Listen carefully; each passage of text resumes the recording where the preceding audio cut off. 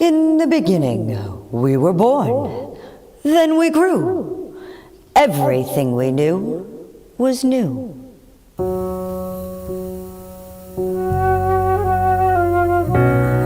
know we can show our children a better future,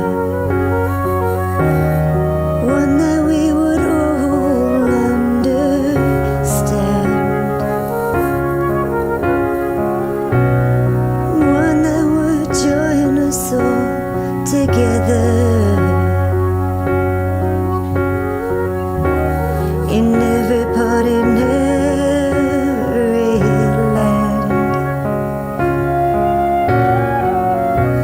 Our children deserve a better life,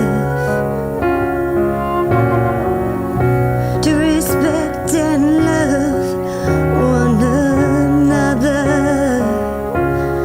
Oh, let's do it for the children of tomorrow. Take away all the hurt and sorrow. Let's do it for the children of tomorrow. Give them the guidance to follow.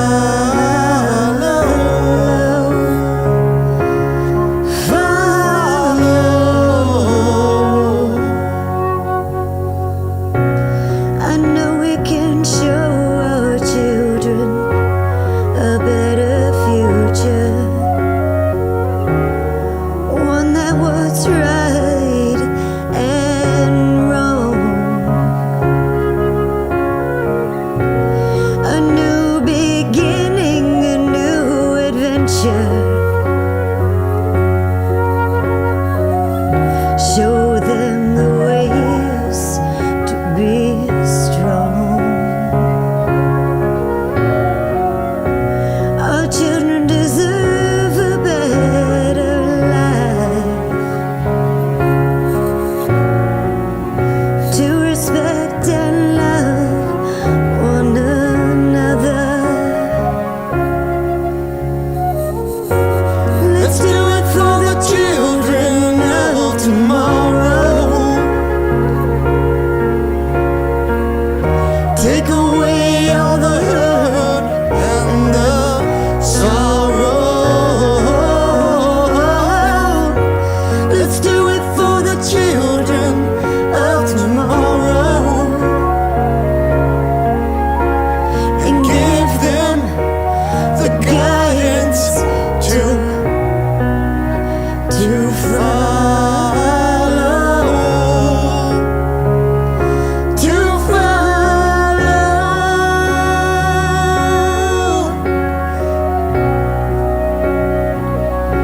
to follow.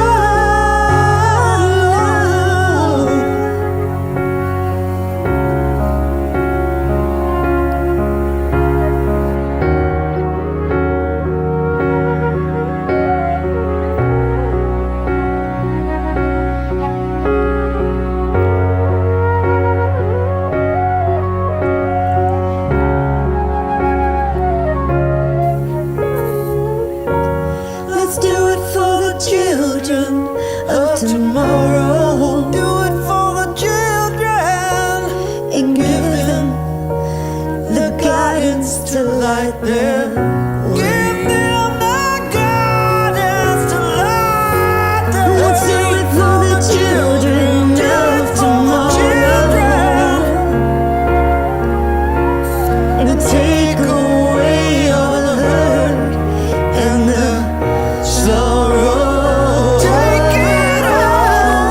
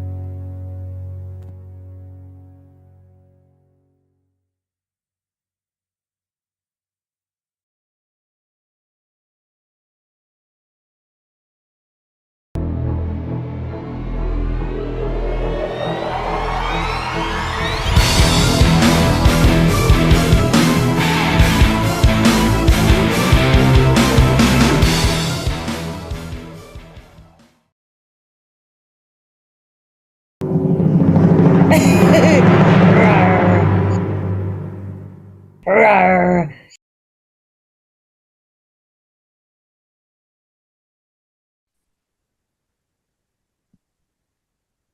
beloved poets, and welcome to another edition of Open Minds, Open Mic.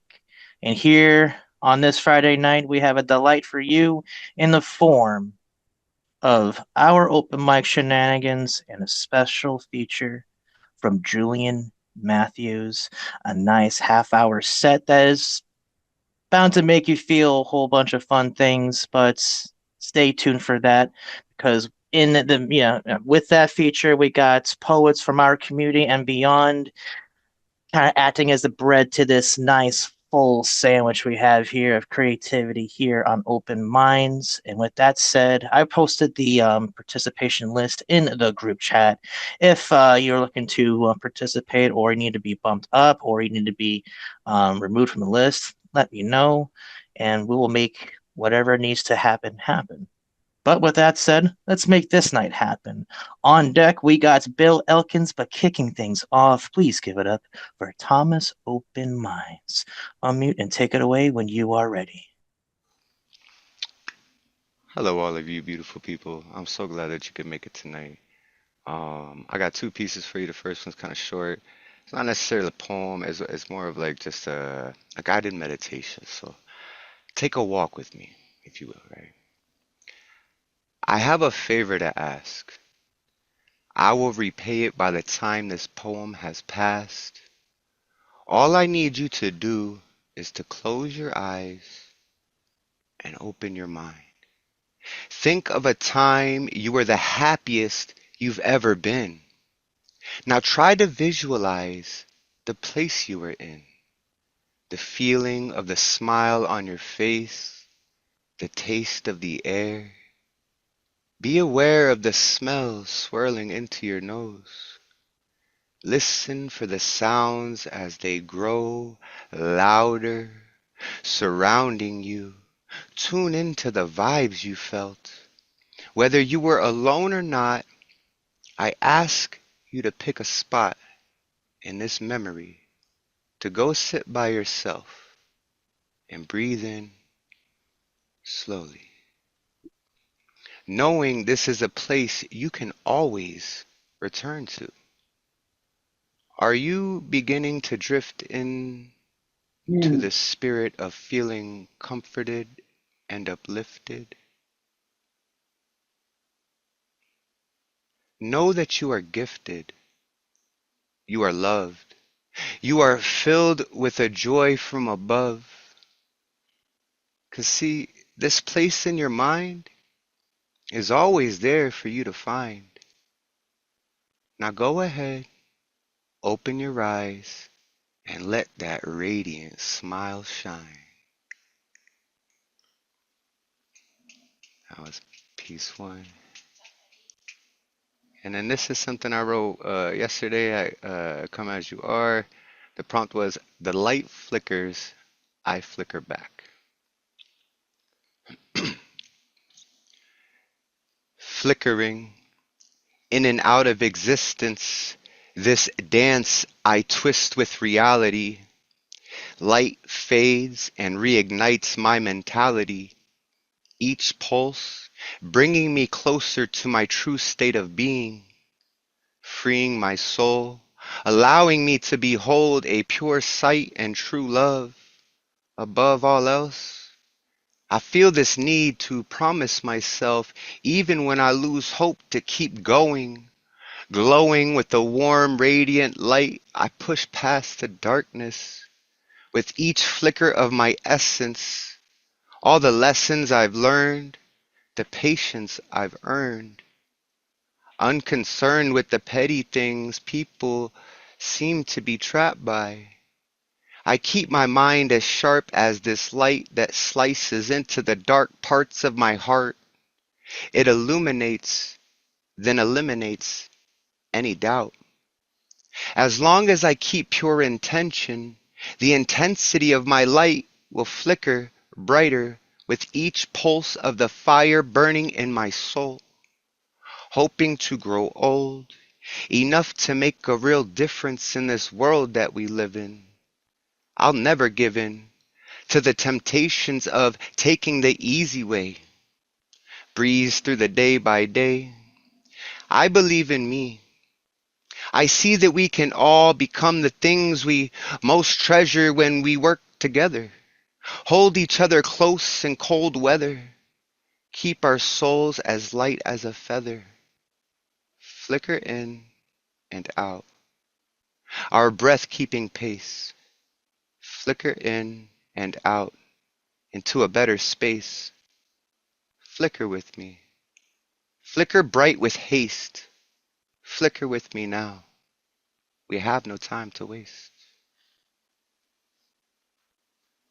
That was a damn great response to that prompt. Everybody give it up for Thomas Open Minds at this time.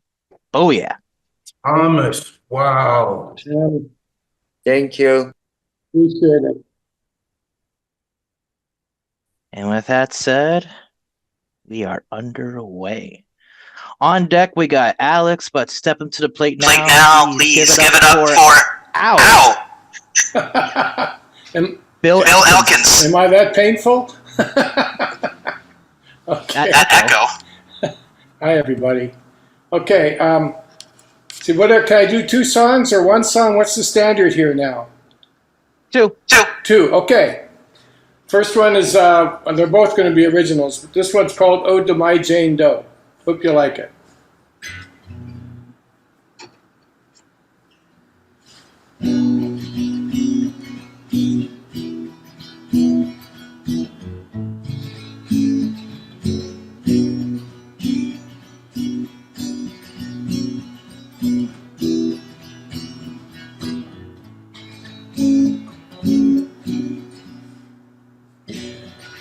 Where is your spirit now, dear friend, now that you're no longer here? A spirit that pushed me to sing my song with honesty and cheer. You gave a damn and believed in me in spite of my youth. I sang your song at the avant-garde, but you weren't there to hear. Like a wayward checker on a chessboard, I went through the motions with fear. As I heard myself singing that fateful night, my eyes welled up with tears. 'Cause my sixth sense told me that something dreadful happened to you. You excited me and frightened me, mystical dark angel so true. You saw something in me I couldn't see or thought I could do. I was a babe in your woods, a diamond in your rough. You would often say, you took me under your wings, helped me believe in myself, but you are dead today. Oh, you are dead today.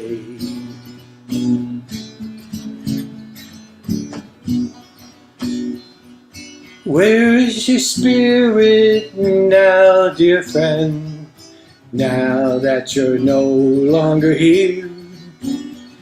You were my folk singer hero, with a voice so beautiful and true.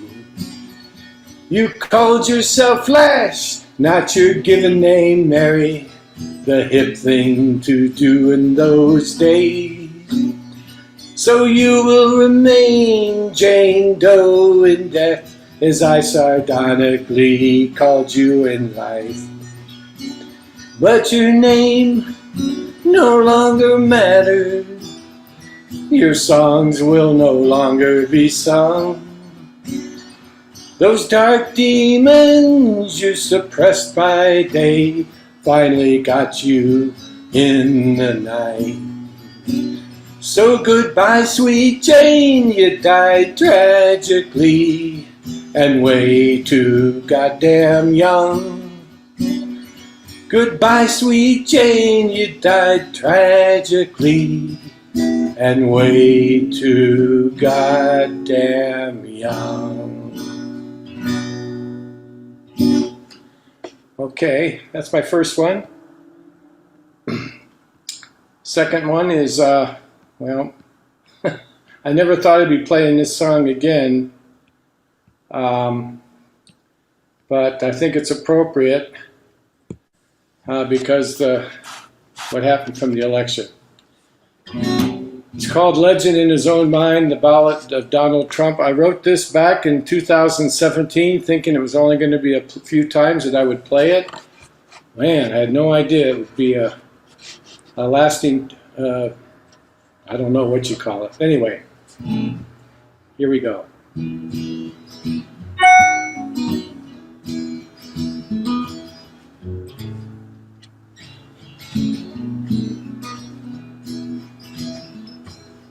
Me, myself, and I is all that matters to me. I am your president of the USA, the most popular one, you see. I'll build a wall to keep Mexicans out and make Mexico glad to pay. I'll make my white billionaire friends trillionaires and ship my enemies to Guantanamo Bay. Oh, me, myself, and I is all that matters to me. I am your president of the USA, the most intelligent one, you see.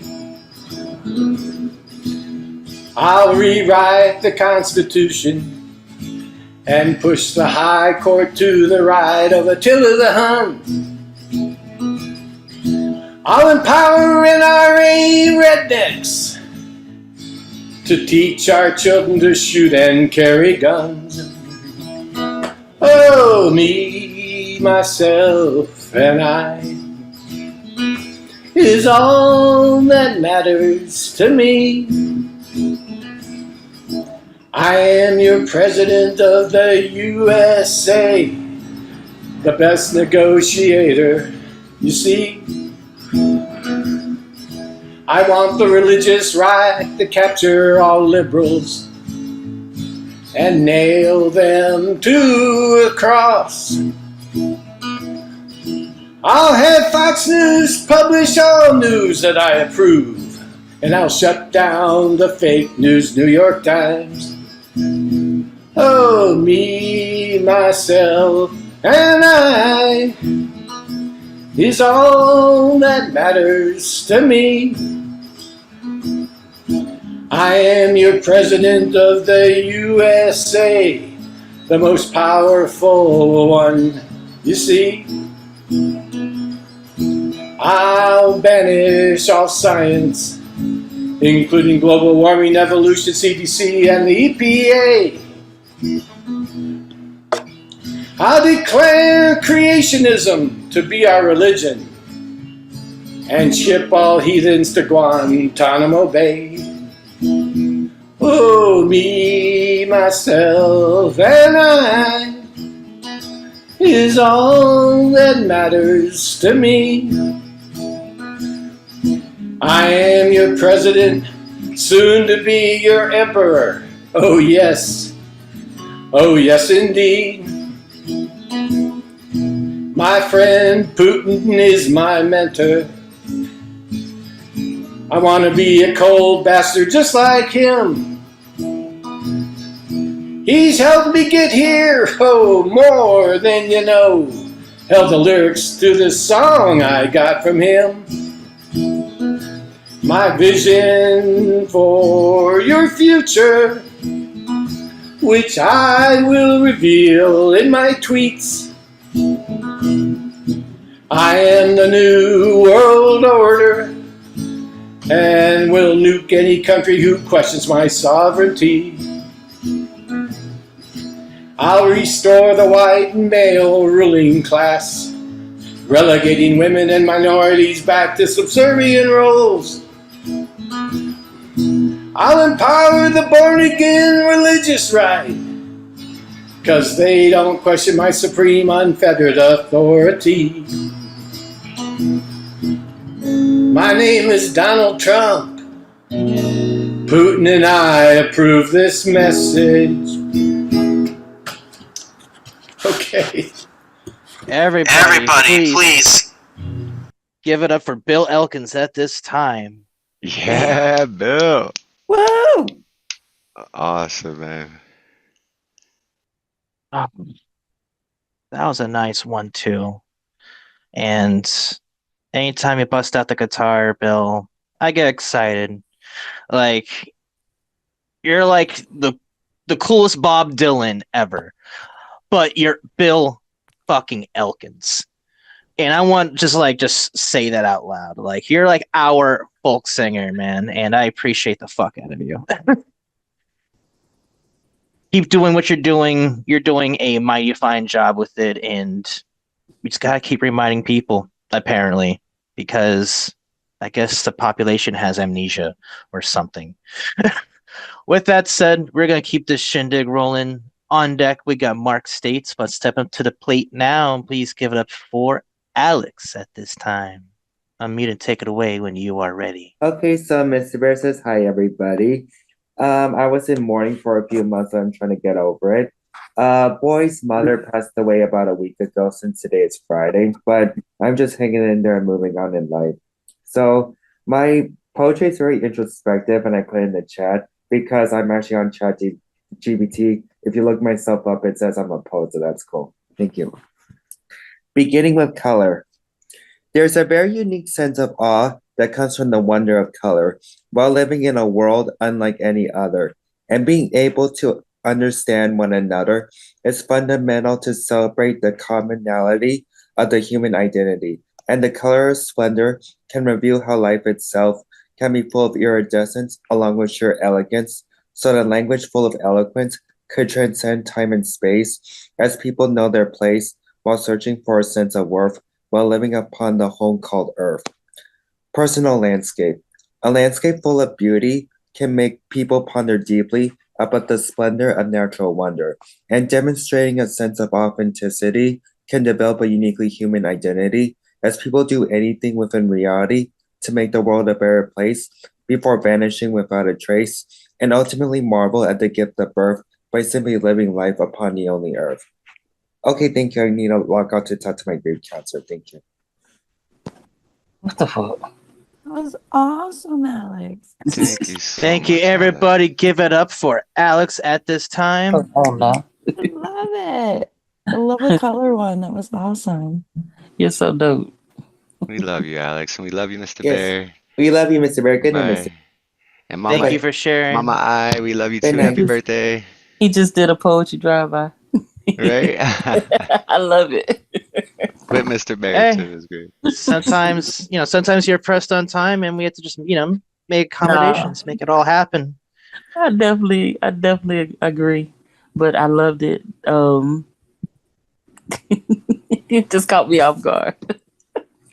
Hey, with that said, welcome Angel to Hey, Open y'all. Minds tonight. Great to have you on board. It's always good to be here with y'all. I'm gonna add you to the list because I feel like you'll be more than willing to hammer down something real good for us here, as you typically do. With that said, without further ado, on deck we got Lynda Crawford, but stepping up to the plate now, please give it up for Mark States. Now, Thomas, we have a thing that we do for first timers, am I right? We sure do. Everybody, you know the routine. Unmute yourselves right now. Give a big open mind, open heart, open arms. Welcome to Mark States. Welcome, Mark. We love you. Welcome. We love you. We love Welcome, you. Mark. Welcome. welcome home. Thank you, everyone, so much. That was kind. Give it back. The dollar bill keeps getting spit out of the mouth of the vending machine like sunflower seed shells. And I really, really, really want that candy bar in C3. But this frail George Washington is fed into slot with the grrr of a car whose engine just won't turn. And then swoosh, swoosh, back and forth like mouthwash, a mint flavor, presumably, till finally machine gags and heaves out this shell of a paper buck in not much worse condition than it started in. Smooth out the wrinkles, flatten the dog ears, insert again. 4, 5, 6, 7 times the frustration of rejection, coupled with this poor boy's starvation. In the back of the room, beyond 6 clumps of tables and chairs organized in the pattern of the red squares on a checkerboard, sit 2 other teenagers. The one I casually knew and thought was cool is pointing and laughing. The other I'd never seen before, and his straight face breaks like a billiards cue shot. One striped eyeball in the corner pocket. Sigh, the embarrassment. But hunger trumps ego. I smooth out the wrinkles, flatten the dog ears, insert again. Out comes my dollar, and then another dollar. My good friend, thank you. The joker in the back of the room thunders with all the sincerity of a used car salesman. That vending machine stole my dollar and wouldn't give it back. You're a good man, and I'm sure you'll be a good friend and give it back to me. Stranger wobbles in his seat like an excited dog begging for a favorite treat and cannot keep his tail still. We're good friends? Yes. So, certainly, a good friend would not sit there and say nothing when his good friend puts a dollar in a vending machine that just stole from him. Stranger slaps the table like Chris Rock at the Oscars and howls, "Homeboy busted you! Ha ha ha!"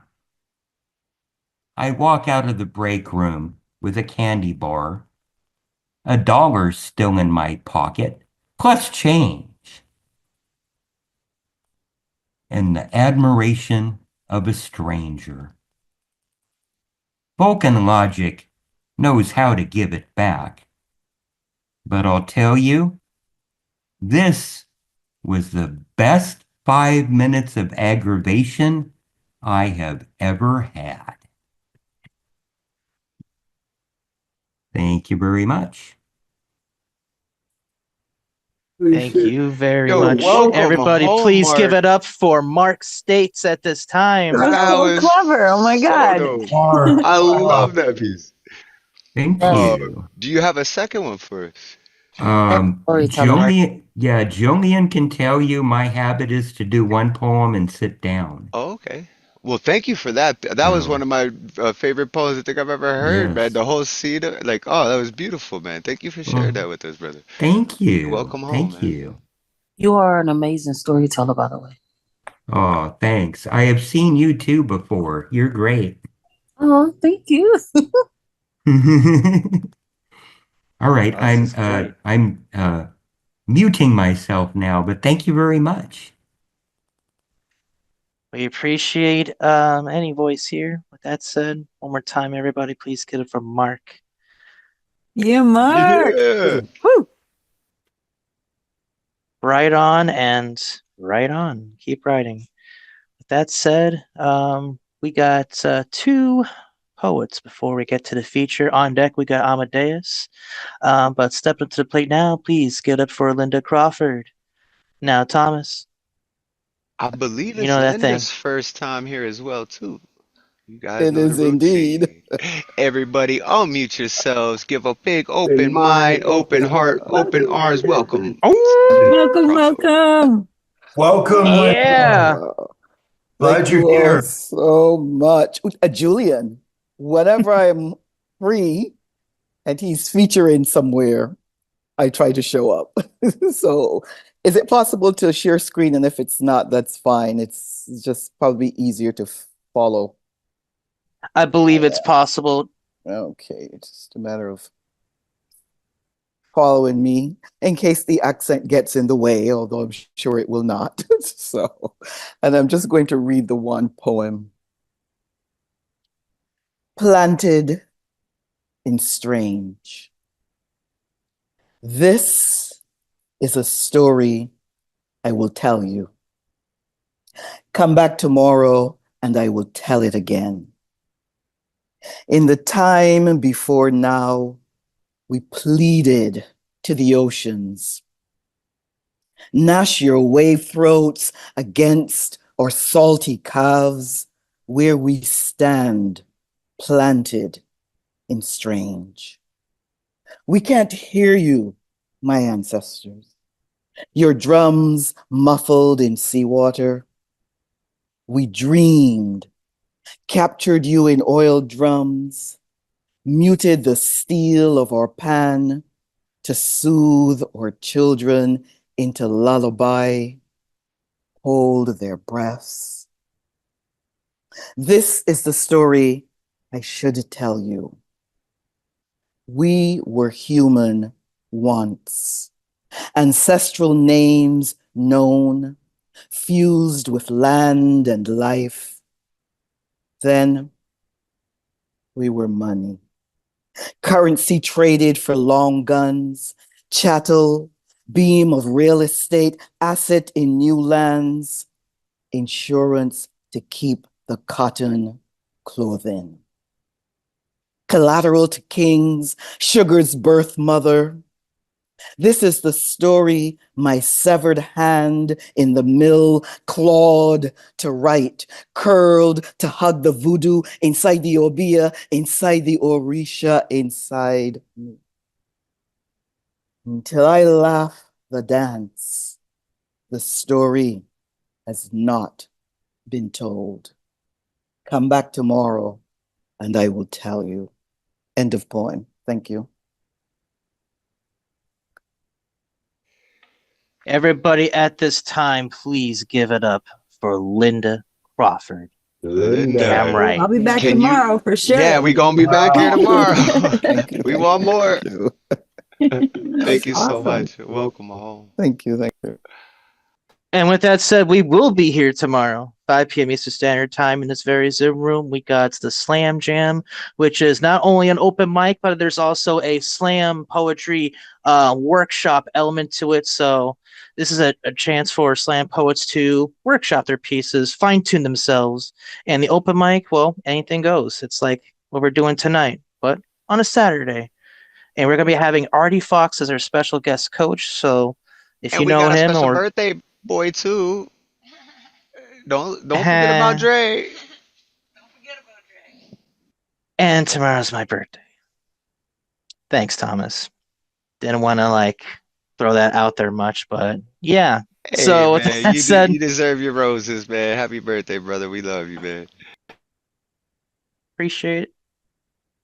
But without further ado, we got a feature coming up soon. On deck, we got Julian Matthews. Stay tuned. But coming up right now, please give it up for Amadeus at this time. Unmute when you're ready. Hello, guys. Can you hear me? All right. So it's been a while, and I appreciate it, Thomas. So it's really good to see both of you, you and Catalyst, and Dre as well. I heard you're hosting now. So, and by the way, advance happy birthday.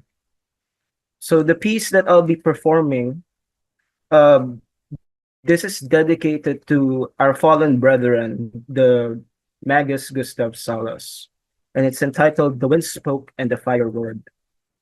I heard what happened to you on June, as the wind spoke and the fire roared. Night went cold and I went deaf, staring at the moon. I wish I knew what was happening to you back then. But now, the healing for such sorrow, I guess it's a matter of when. A part of me feels guilty for not making time for you. While on that month, I was having the time of my life. Little did I know that your health was being gutted like a knife. And when I heard about your demise, my joy, my smile, away it flies. As the wind spoke and the fire roared, we shall find solace in cherished memories. Memories of laughter, parodies, and your rock star vibe. Who knows? Maybe one day we might meet again in a distant shore. Though you no longer be here on a physical plane, still your influence remains like a moon that never wanes. So sleep well, my friend, in eternal rest. Embrace the love that surrounds you like a nest. End of peace. And thank you. And I'm about to present something for tonight. And this specific poem is dedicated to Thomas. So allow me to share screen if that's okay. You should be able All right, to. so thank you. Okay, guys, can you see it already? All right, so this specific poem, ladies and gentlemen, I welcome you to quantum poetry. So, quantum poetry, excuse me for a moment. Okay, so quantum poetry has 4 attributes. It relays multiple messages. It uses at least 3 different forms of poetry, visual aestheticity, and it has at least 3 different sets of dimensions. So consciously, you haven't picked up all the messages yet, but subconsciously, you already did. And one day it will just manifest through your thinking, behavior, your words, your actions, because it's a visual spell. Compared to the traditional poem, the traditional poem is relaying a singular message. Quantum poetry relays multiple messages.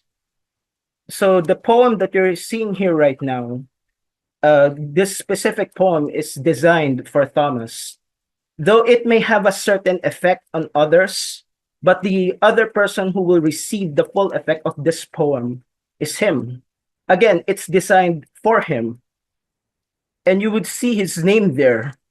So that's the reason why I said that he will only receive the full effect because none of you are Thomas.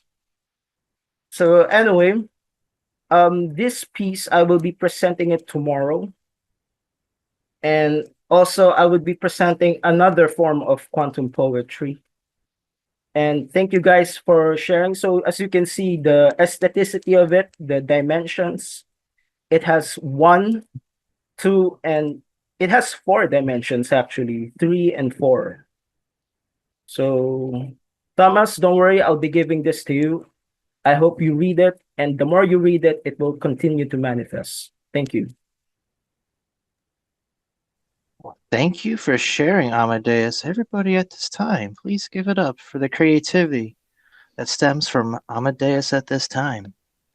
We missed you. That was awesome. Welcome back. Wow. Thank you so much for that, brother. I look forward to tomorrow as well, man. Yeah, thank you so much for that. And we miss you. We love you. And I took a screenshot too and put it in page just in case you didn't send it to me. I have a screenshot too, but yeah, I appreciate all the love and the the thought behind what you do when you create, especially with forms like that, like that's like next level. And I really appreciate you dedicating that piece to me, brother. Thank you. I love you.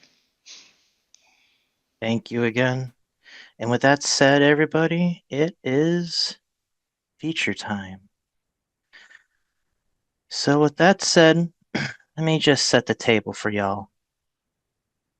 Julian Matthews is a mixed race poet and writer from Malaysia, published in the American Journal of Poetry, Beltway Poetry Quarterly, and New Verse News, among other journals and anthologies. He stumbled upon poetry by accident 7 years ago at a writing workshop. That happy accident has turned into a rabid compulsion. He is still extricating himself from the crash. If you wish to support his recovery, PayPal him at this address. I'm going to be posting here in the group chat because we like to promote our people here.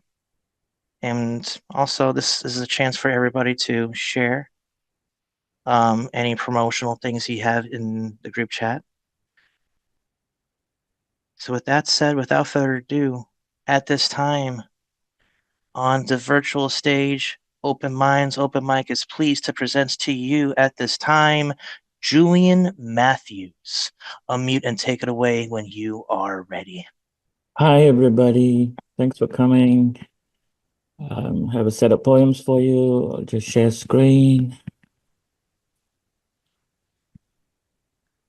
So, floating.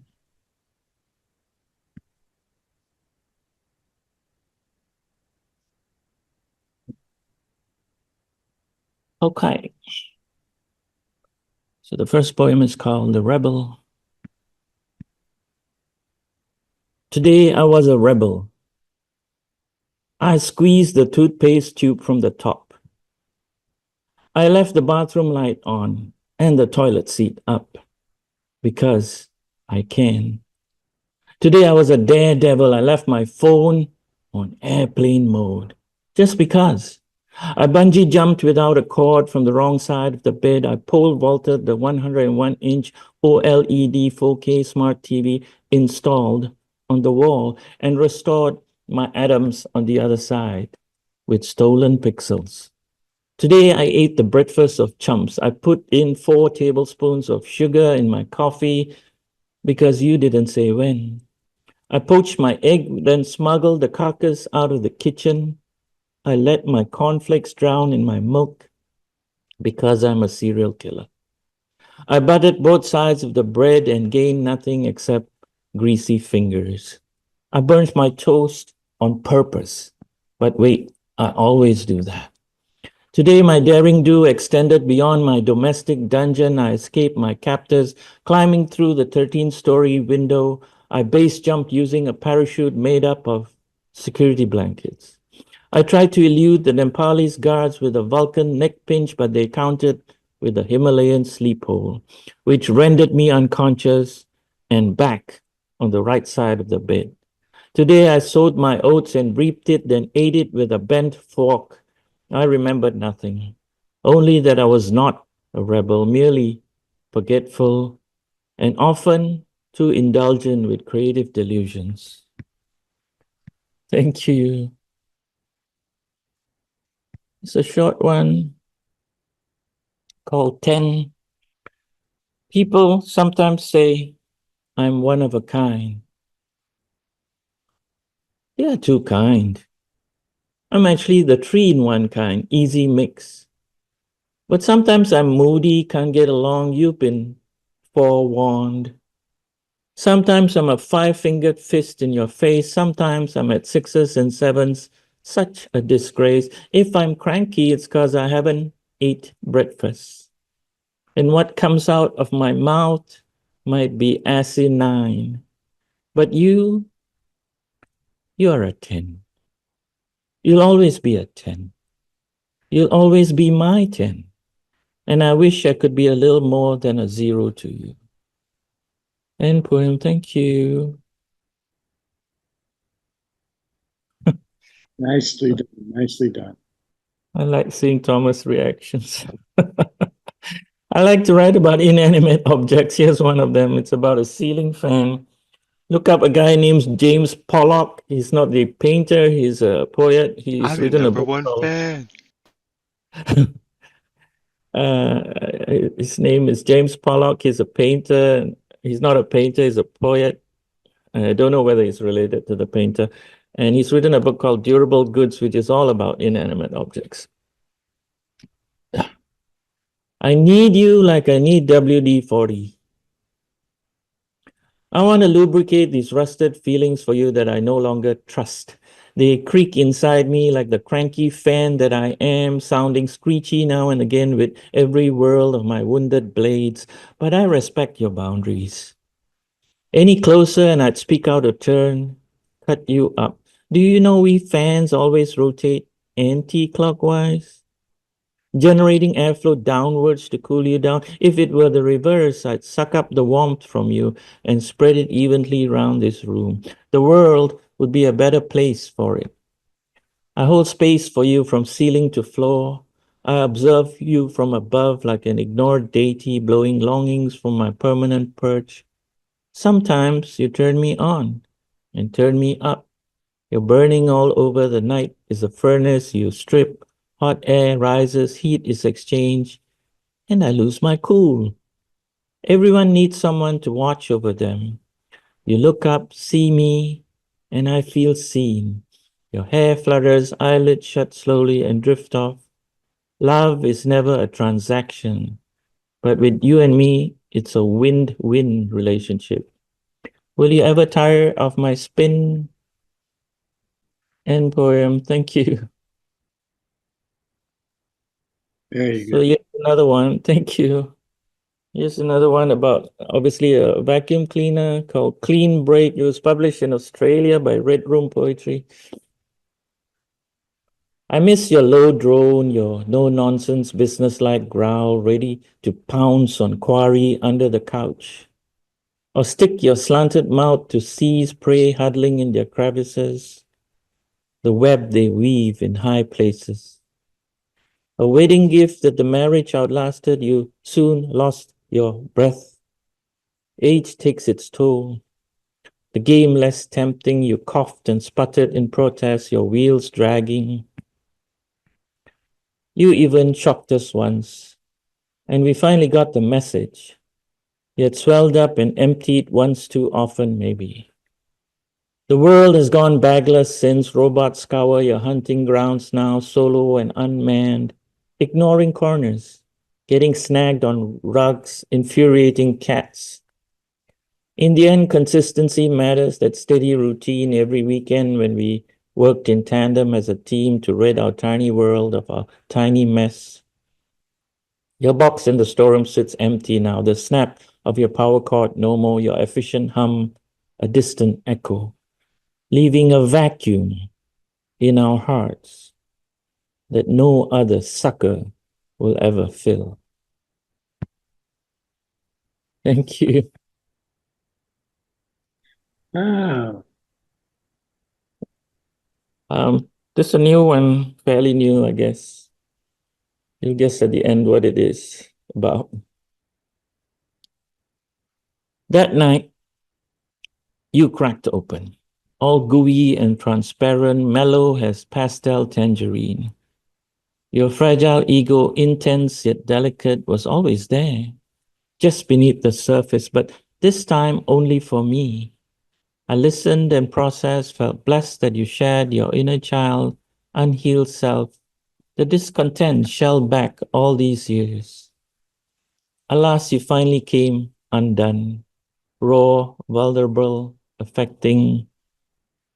There was nothing in my power to reconstitute, coalesce, glue your broken bits together again, or put you back high up on that imaginary pedestal.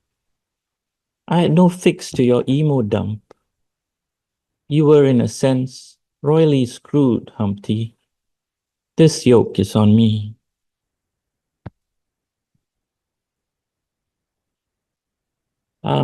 Yeah. So now headed towards there you go. more serious stuff. That wish. I hope when I go, the morticians avoid giving me a makeover. Frankly, I would object to the fakery. I don't want to be gussied up with lipstick or powder. Let my cheeks remain sunken, wrinkles showing, forehead stay creased. Let those who want to peek in see me for who I am, authentic and without selfie-ready cosmetics. I'm resigned to the way I look. My rough-hewn, scrunched-up face is a rock climber's nightmare. My nose is a love child between a cauliflower and a ginger root, past their sell-by dates. My crooked teeth are a pileup of white and not so white Fiats on the federal highway. Leave me open-mouthed for the morbid drive-by mourners to gasp, unable to resist whispering to each other indignantly, "They should have shut it." Certainly not. Even in death, I want my pouchy, petulant pie hole wide open, just in case I choose to get up and read a poem at my own funeral, or object to the gushing, over-complimentary ChatGPT-assisted eulogies, or just to leave a loud sigh or sarcastic snort, or yell, "Aha! So that's what you look like, God," at the end. It might lift a few spirits.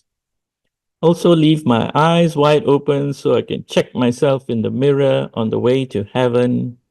I want to be seen as woke when I question St. Peter over his cock crowing denials. End poem. Oh, someone's writing on the screen and I don't know how to remove it. I know, I was just looking into it too. I don't know how to. Yeah, escape artist over there bumping into the laptop or something. Thanks for all your blue scrawls. Oh, sorry, I'm not paying attention. I'm just holding my phone. Yeah, okay. It's okay. How do I remove it? I don't know. Okay, so I'm from Malaysia, and in Malaysia we have forms that we fill and under race. They always ask under race. Only 3 types of races in Malaysia. The first one is Malay, which is the majority in Malaysia.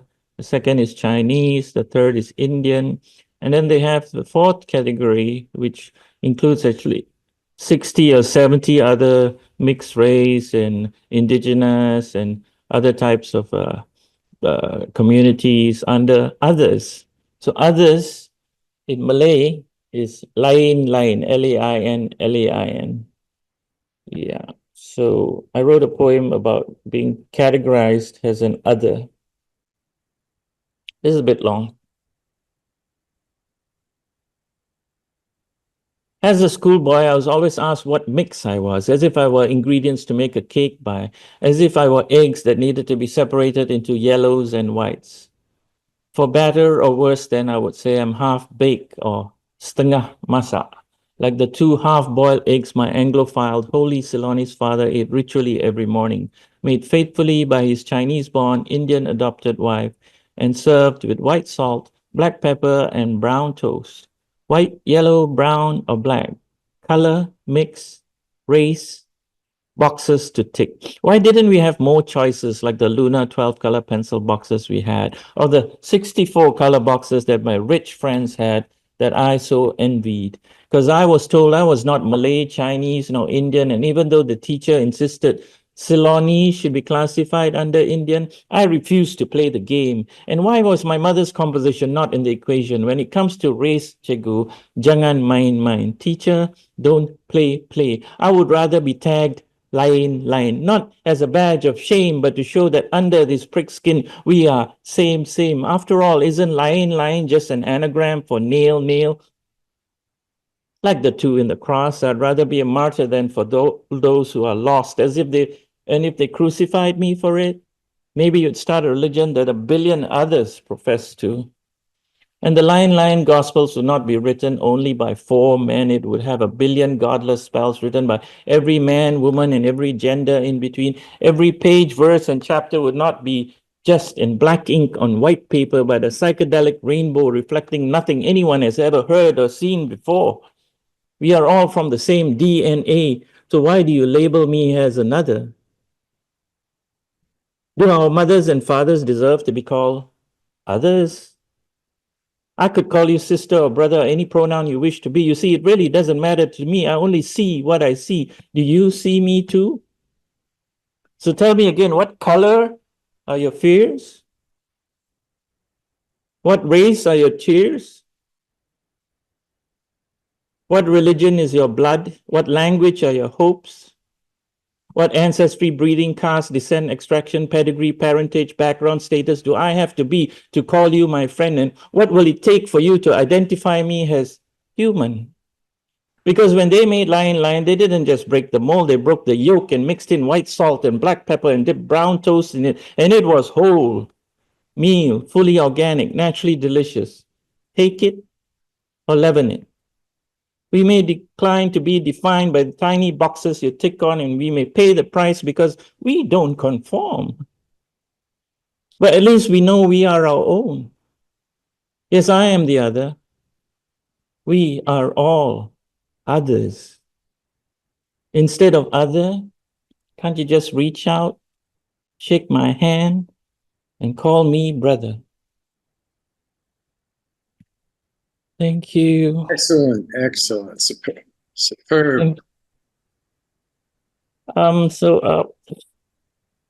Trigger warning, this is about death. Sometimes you have a friend on your phone or on social media in Facebook, Instagram, and they pass away suddenly and you don't know what to do. You don't want to delete the number.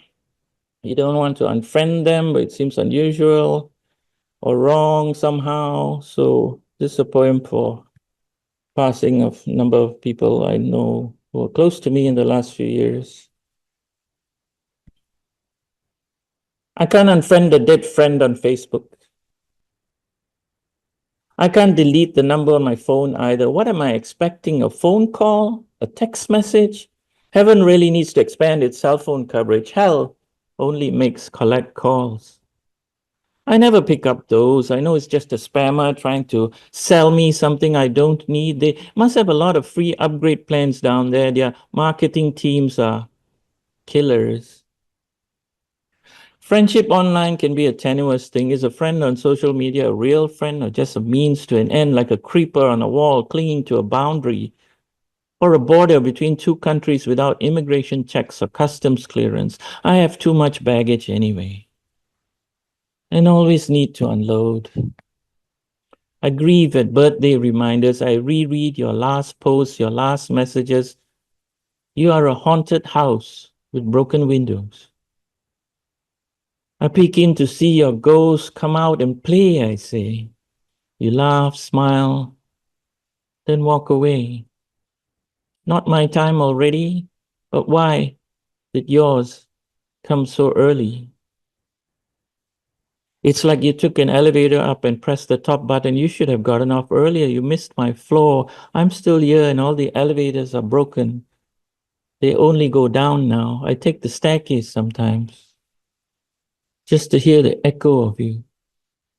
I could use a hug tonight. Do you give lots of those up there? Do you receive any from the angels? I never ever saw God as the huggable kind. Just an old guy with a long beard, with a mean streak, put us all on one planet and left us here. Go forth and multiply. We overdid it, I think. How do you embrace 8 billion people? Even 1,000 friends online is way too much. One hug truly given is all I need tonight, but ghosts and gods don't hug, do they? Invisibility is too high a wall to cross for now. It's a boundary you can't see, but always there, a border on a map made up of broken lines. This border between us is made up of broken hearts. I'm just glad there's no unfriend button on your end because I'm never going to unfriend you on mine. End poem. Thank you. All right, Julian. Okay, we're halfway there. I think I was given 30 minutes. Let's see what I can do for you now. You are not a meme. There's a meme going around that says you are not the main character in someone else's story. You are the main character in your own story. I disagree. I think you're not a character nor a story. This is not fiction, nor Netflix, nor TikTok, nor copycat, poppycock. Although I'm starting to believe you might be poetry. I get that few people get you. They are not equal to your complex equation. You're not the sum of your parts, nor are you whole. You're the genie in genius, the us in Jesus. You're a peripatetic poet, prophet of parabolic parables. You have more cross lines in you than your pierced palms. And your best ones have yet to learn handstands or test the net in trapeze flips. You are line breaks after the stanza bonanza, allowing space to breathe in and breathe out before the breathless triple spin. You're a meditation in escapism, the hypnotic slow-mo tracking, the pause before the applause, the joy maker in a joyless world. But you're also tears. Crystallizing on your own screen, you click share and melt into other screens, and the world cries back with you in teary, double-eyed emojis. Yet, you're not a meme, nor a loop of screechy lip syncs of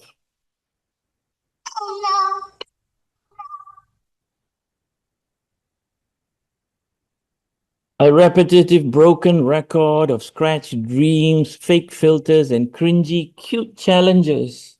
Yet you are the skip of the pebble, the ripple and the twirl, a dervish dancer soaking up tiny pains in ever-widening concentric circles till all this heartache fades and just disappears. You're a wave in the time-space continuum, beckoning us from afar, like an old friend greeting every ending with new beginnings, coming, even as you are going. Oh, poetry, you're not anyone's toy piano, long forgotten or gone to parts unknown. You're the newly discovered lost concerto, here to awaken souls like phantom limbs in perfect legatos and lucid crescendos. You're the spirited turntable in the corner that comes to life all of its own. A needle falls. Do you hear the music? It's our song. Let's dance. Thank you.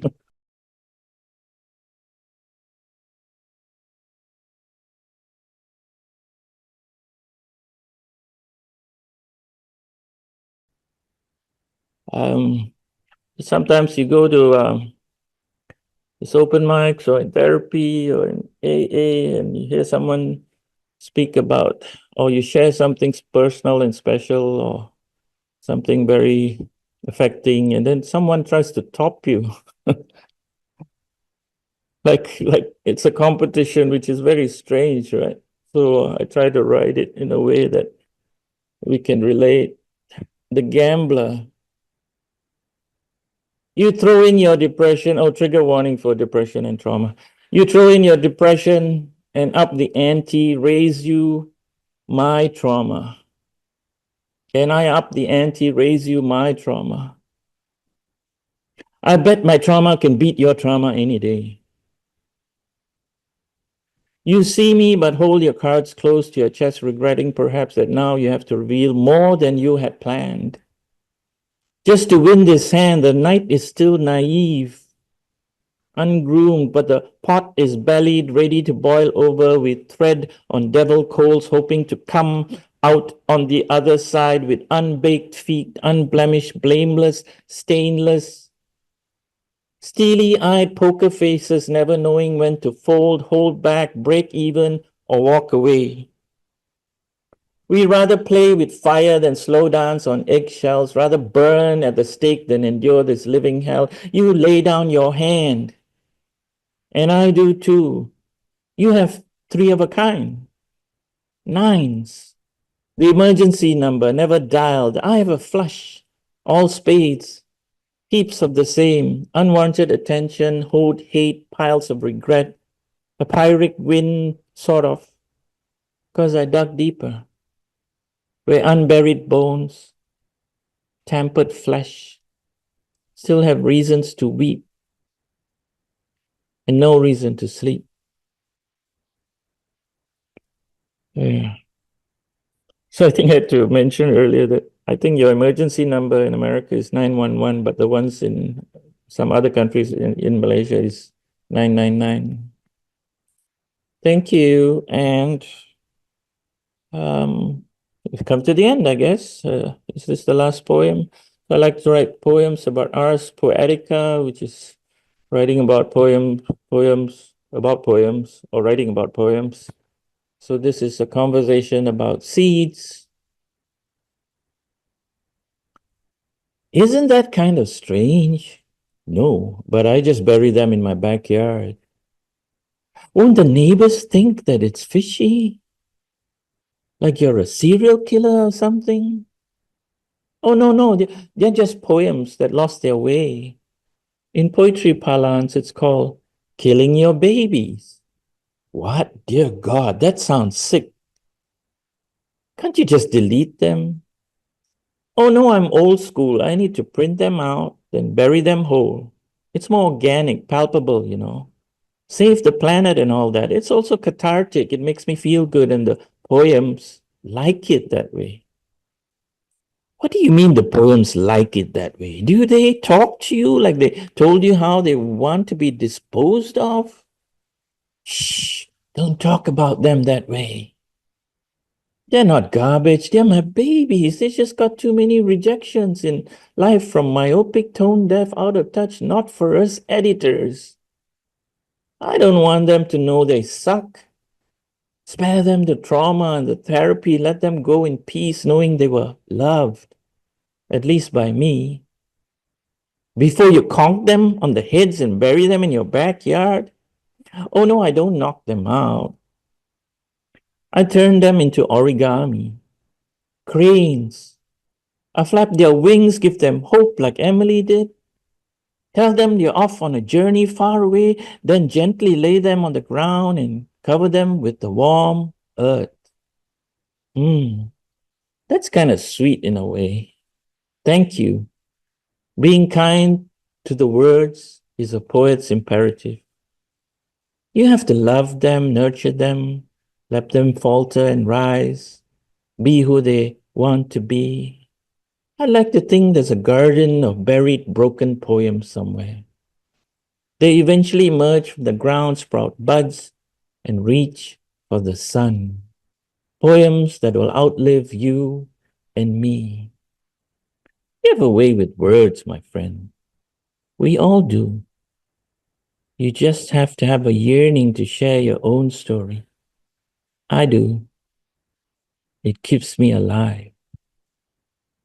Thank you, everyone. Thanks, Thomas, and thanks, Dre. Thank you for coming. I hope you enjoyed that. Everybody at this time, please give it up for our feature tonight, Julian Matthews. Julian, amazing set. Thank you. As always, yes, really wonderful. You're so clever and fun and smart and amazing the way you pull it all apart and just put it back. Like, love it. Thank you so much for doing this, brother. That was an amazing set. Like, I'm excited to watch it again and read, like, because I love your sphastics and you know the way that you view the world is truly magnificent, and I appreciate you for putting into words for us to enjoy it and see it from that perspective as well. So thank you so much for doing this feature, brother. We love you. Much love to you, Julian, being able to make this happen with the different time zones and all. That was a really nice treat to be able to like get that much from you right here. And this is a friendly reminder here at Open Minds. Yeah, we give out half-hour sets to our features.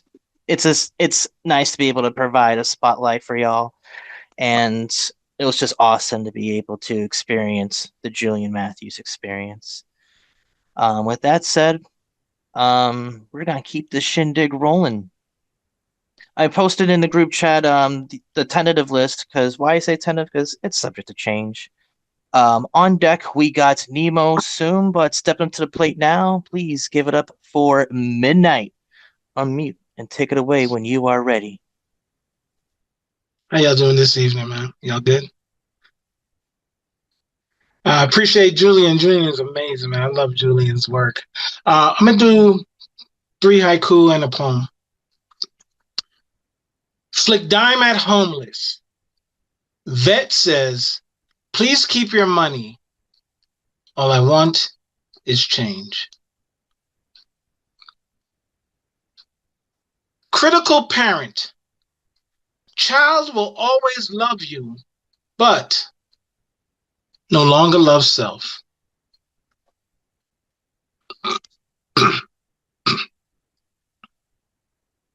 Me, over 50, a weird age to be dating. Mother or daughter?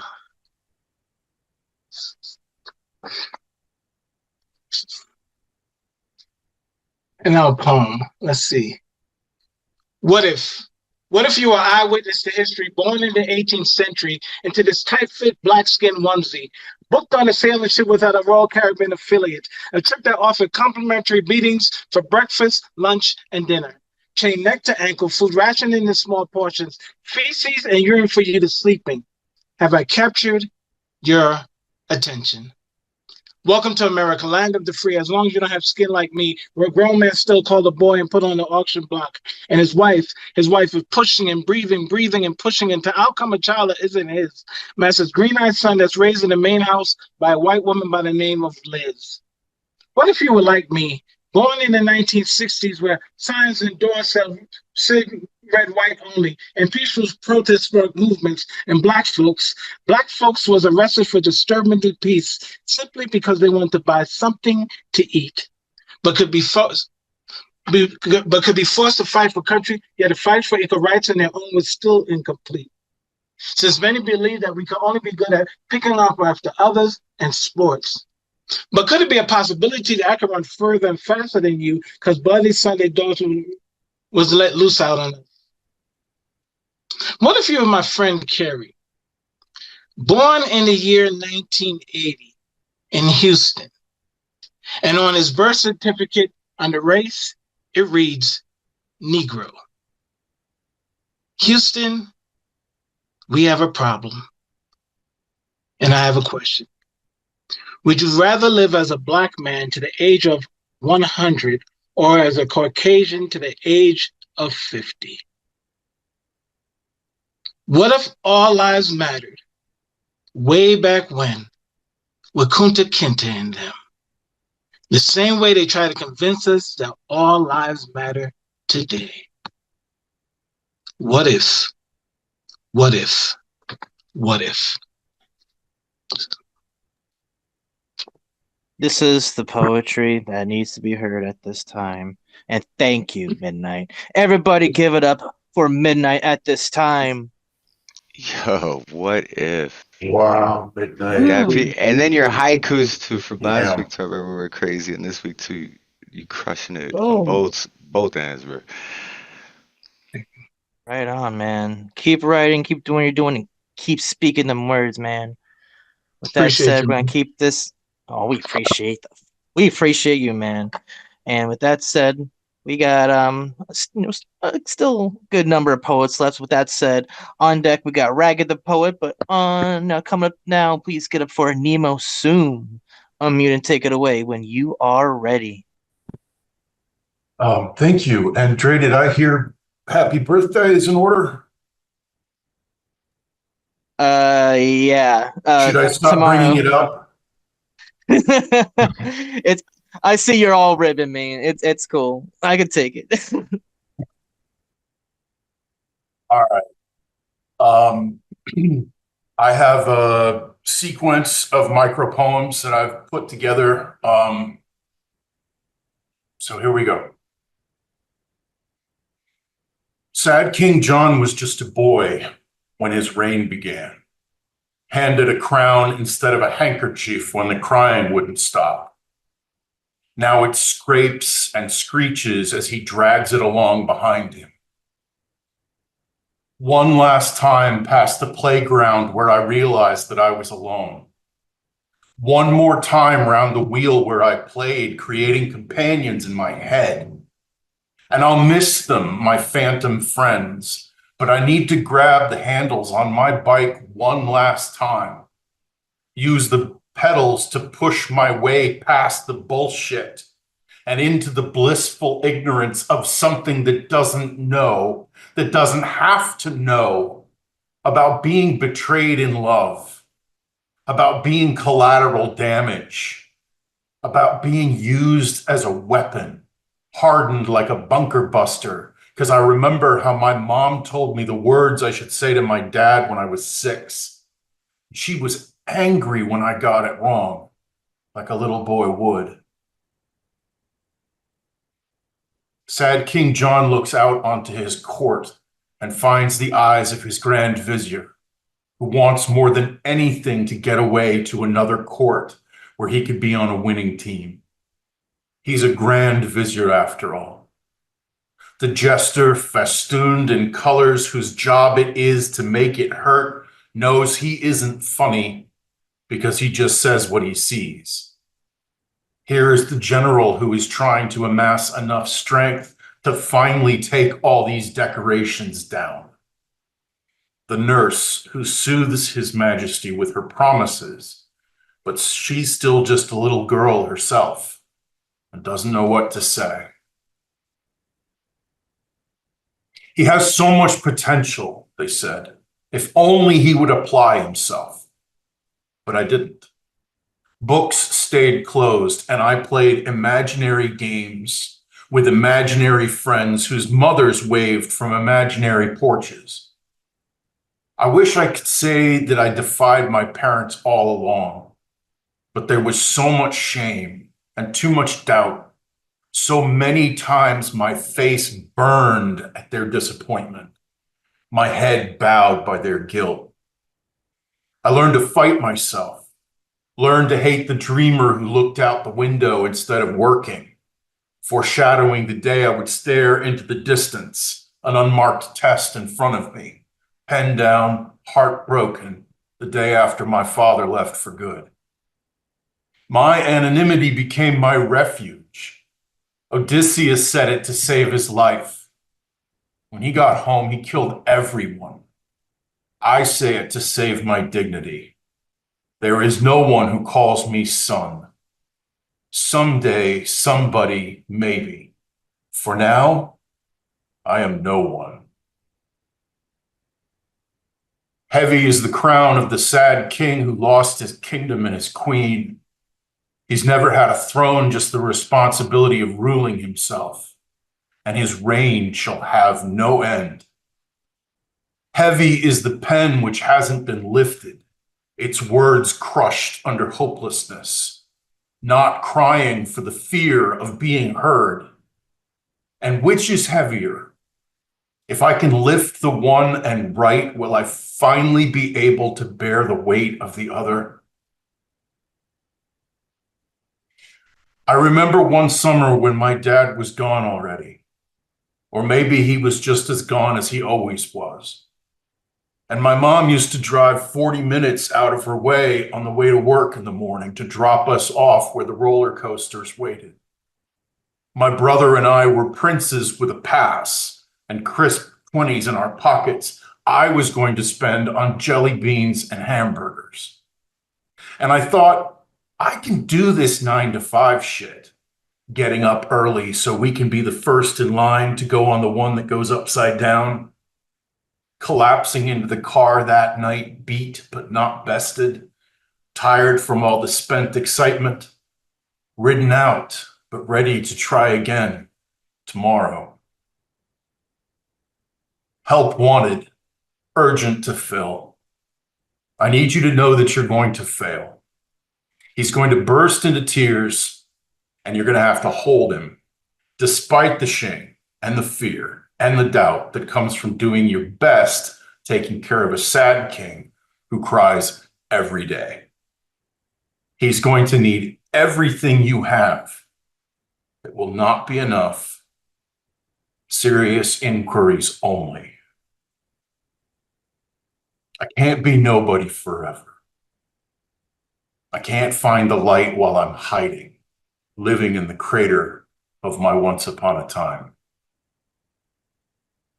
Thank you. Yo.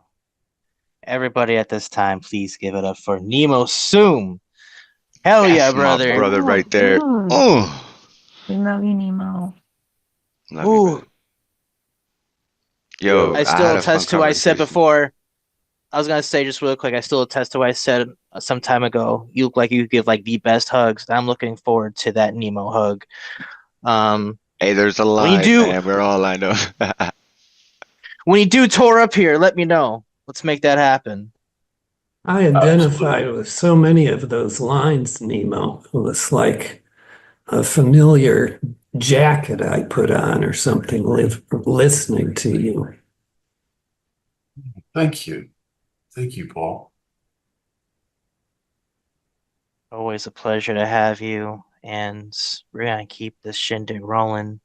On deck, we got Nadia, but stepping up to the plate now, please give it up for Ragged the Poet. Unmute and take it away when you are ready. Good evening, everyone. Wait just a second here.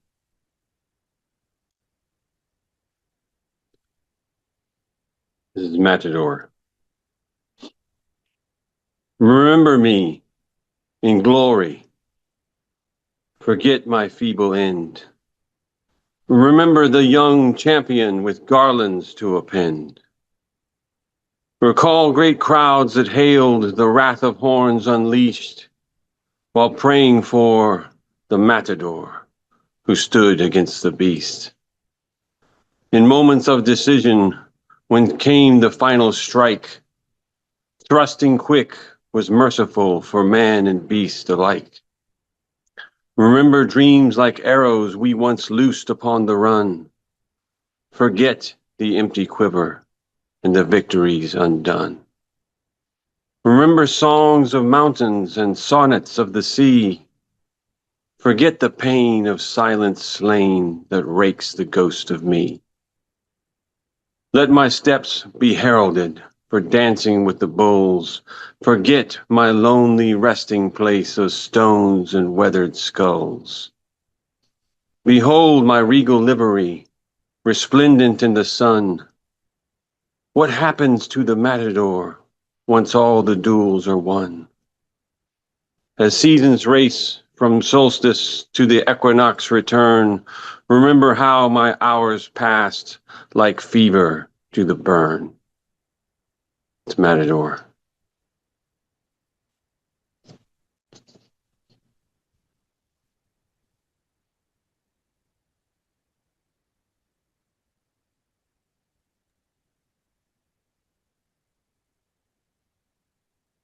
Next piece is called Waiting for the Night Train. The crows of woe stab the vein with piercing steel beaks, draining forlorn, trickling streams of hope in deserts swept by the rains of winter.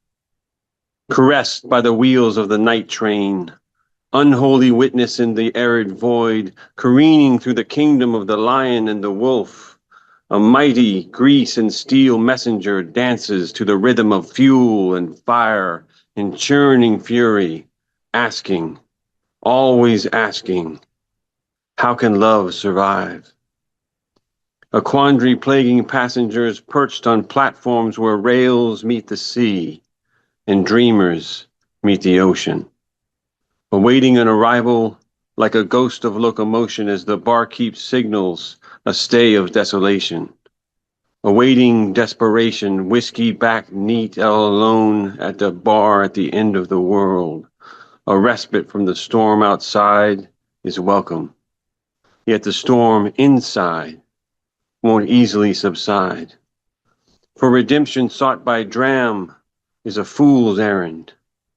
Still, broken love will find a place to hide from distant gods whose anger is unfurled. We mortals often find ourselves adrift on seas we can't control or comprehend. So fixed upon this bar stool, I persist, ashore once more, until this sojourn ends. Maybe I will find the perfect thought as the amber liquid flows into the night and guides the mind unbinding logic's knot. A true philosopher tongue takes flight to convey your wayward beauty so that all may apprehend it like the dawn, while the stormy skies around us fury on and the rowdy night train rumbles. It's waiting for the night train.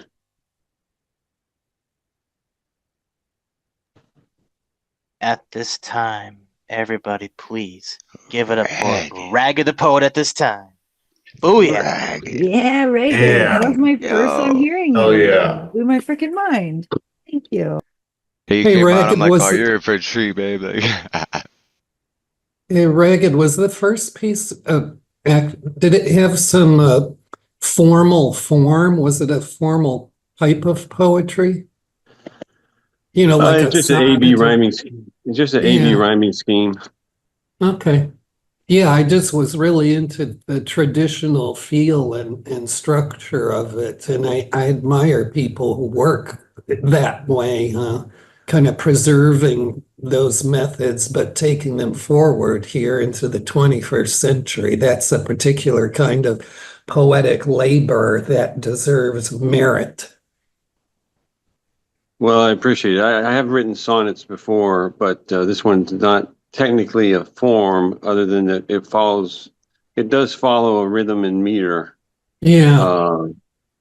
Each stanza, the meter is the same in the 4 lines of each stanza, and then it's an AB rhyming scheme is all it is. So, Thank you. I mean, it's standard old school poetry.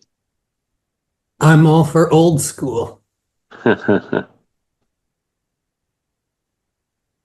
Yeah, appreciate the opportunity to share, y'all. Appreciate Ragged. Appreciate you being here and appreciate everybody here right now chilling with us here on this lovely Friday night or Saturday morning, depending where you are in this world. Isn't that cool? International vibe. With that said, on deck we got Angel Kim, but stepping to the plate now, please give it up for Nadia. Unmute and take it away when you are ready.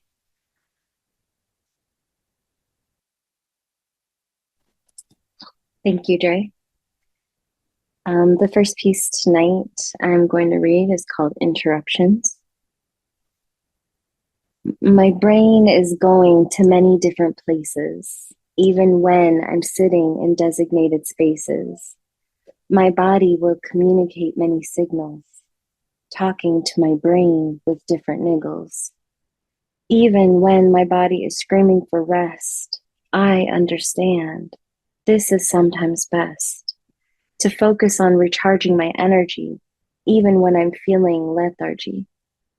When my body and brain are on different pages, impacted by the moon phases, the astrological cycles bring different energies, guiding internal and external synergies.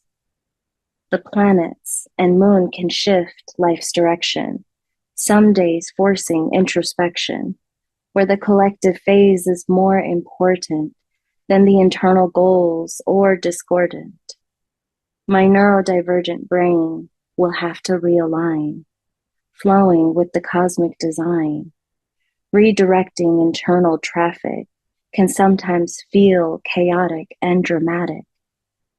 Surrendering to the flow of life is not always easy, sometimes full of rife. Going with the flow asks for adaptations, learning to blend with life's contractions. Poem.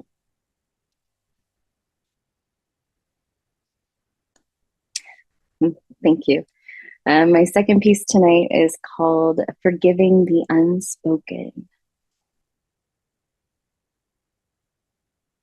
Sticks, stones, and words all wield the power to scar. Invisible at times, their marks linger afar. Scars reside deep within, not just on the surface. Hidden wounds within, mirroring outer traces, scarce. Wisdom often shared doesn't echo lived reality. Pain's origins diverse, stemming from inequality. Silent words, heavy on unspoken tales, echo past neglect like forgotten, broken veils. Forgiveness and oblivion, distinct in their essence. One emerges from within, a thoughtful presence. Releasing past hurt, shedding the weight, eases the soul's burden, alters fate. Forgiveness demands bravery, not everyone's choice, especially when ensnared by the mind's relentless voice. Past and present intertwine, a complex weave. Old thoughts obscure, the now deceive. Facing the shadow of bygone days requires might, confronting oneself beyond adversary sight. Accountabilities uneven, not all can embrace, blind to the impact of their own misplaced grace. Unvoiced words transform with a change in view.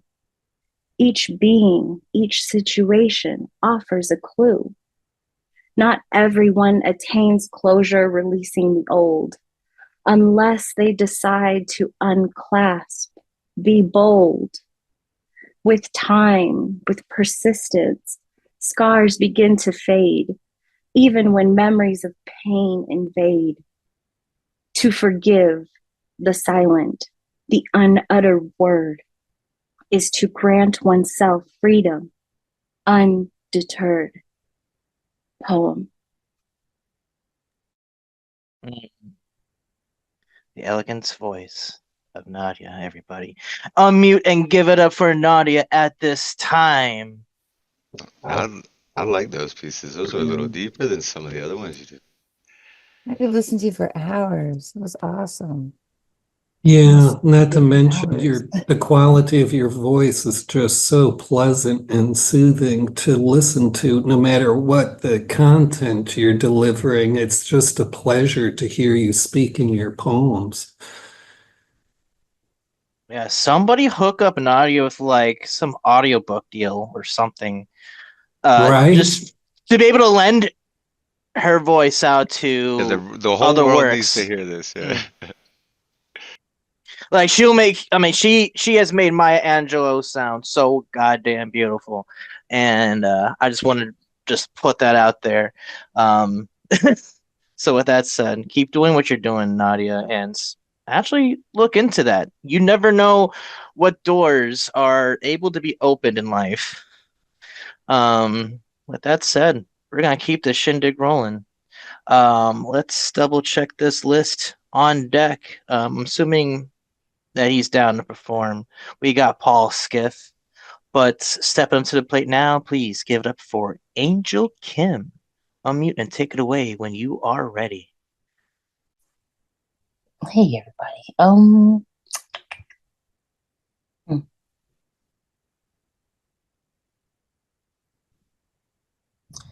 Let's go with this.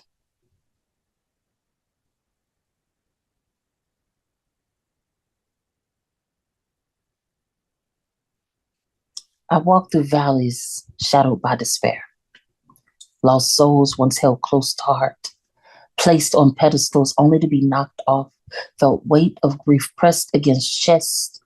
Yet here I stand, unbroken, clinging to life. Darkness has tried to claim me on more than one occasion. Depression's heavy cloak's been worn far too many times. This body's wounded, frail from battles within, taking hits left and right, but through it all, I've mustered up enough will to press forward, even in stillness of my deepest pains. When hope seemed a distant star, strength was found in gospel of my faith. God's hands a source of guidance when I could barely stand, carrying me when my legs finally gave in. You may see my foundation's cracks. They don't define me. With every fracture, a story of survival lives there. An overcomer's tale, testament of an unbreakable soul still overflowing with love, even as life tries to snatch away its joys. My soul may be shaken by loss, pain, life, but forged in its fire is my unwavering spirit. My faith sealed in God, and each time I'm knocked back, my comeback rises stronger than before, gaining strength from 1,000 angels God surrounds me with. His love for me is undeniable, relentless, abundant. So this journey is far from over. Healing's a path I tread daily. Even though it's an uphill journey, I walk with God by my side. No matter how hard storms rage around me, no matter what I go through, no matter how tired I get, his blood covers and protects me. Nothing can stop me. Nothing can break me. I was born whole. I am alive. I am here fighting, surviving, living in this cruel world, and I'm still a child of God who may have been shaken by past tribulations, but was never broken. And this is a taste of Southern Soul.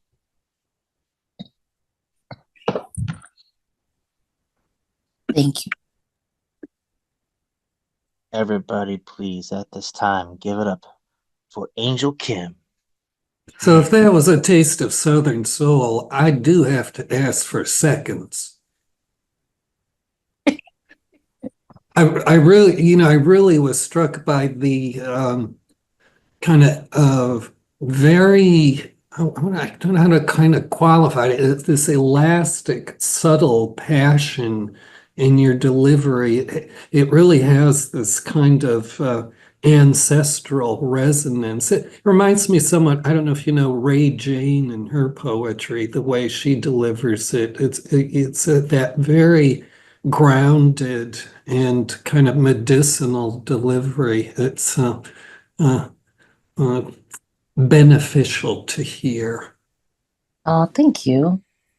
I appreciate that. Yeah, if you have time, I can read another poem.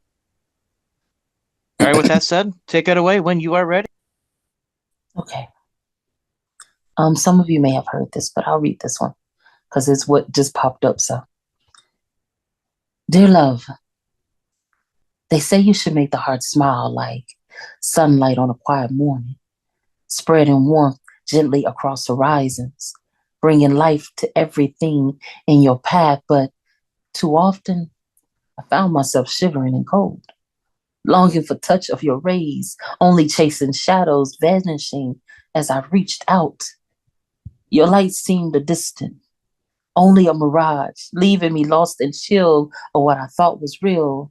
See, I've loved the wrong people far too many times. People who saw my heart as playground, not sanctuary. I let them in, pulling them close to my bosom, mistaking their fleeting touches for craved embraces, boundaries non-existent, thinking love should be boundless. But love without limits is a storm without calm, tearing through everything in its path like tornado winds. And when those storms passed, they left me adrift in a sea of despair, waves of pain so high they stole my breath, and I wondered if I'd ever find solid ground again. They say the heart's unyielding. Mine felt like a ship wrecked, scattered pieces floating aimlessly, waiting for tide to pull under. Now, here I am, questioning if I ever knew what love really was. Perhaps I've been living this beautiful delusion, holding ideas of you, even when your reality was a cold, distant shore. Maybe that's why I stayed, clinging to illusion, afraid to walk away, afraid to face emptiness I feared would follow. But dear love, I know now true love should never feel like this. It should lift me up, not drown me. It should heal, not harm me. Maybe, just maybe, one day I'll find you in form of making my heart smile for real, without pain, without doubt, without need to question if you're really, truly real. Until then, I'll learn to set boundaries, protect sanctuary of heart, learn not to fall in arms of wolves in sheep's clothing, learn to love myself enough to walk away from storms, search for love that feels like home, because home is where my heart belongs. Home is what's safe, and I need my heart to feel safe from the shivering cold. Angel Kim. This is very nice. Everybody give it up for Angel Kim one more time. Yeah, search for Grandpa. love that feels like home. That's kind of one of those phrases I want to have on a sign on my wall. Yes, indeed. Yes, indeed.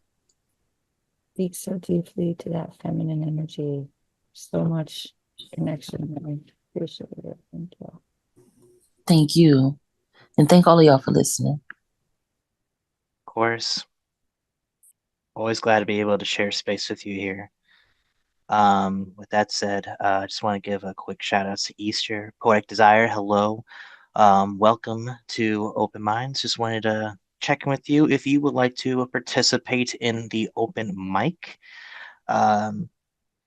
And I already have MT on the list because he typically likes to jump into the fray when he's in the room. So, yep, got you there. So, whenever you get a chance, Easter, just let me know in the group chat if you would like to perform. I would have you on deck if that were the case, because I try to do this in terms of order of room entry. So if you'd like to perform, you be on deck technically, but if you need more time or if you don't want to perform, let me know. But at this time, please give it up for Paul Skiff. Take it away when you are ready. Sorry to clock in late here. I'm missing too many people. But I can go go listen to the recording. Not to mention I'm a little sleep deprived today. I want to say it's great to see Catalyst on the screen, who I haven't seen on the screen in a while, and your backgrounds always blow my mind 3 times over. So good to see you here. And Dre, I hope you don't mind my saying I hope you're doing okay today after some of the assault that took place yesterday. And make no mistake, that was an assault. So I'm glad to see you with a smile on your face.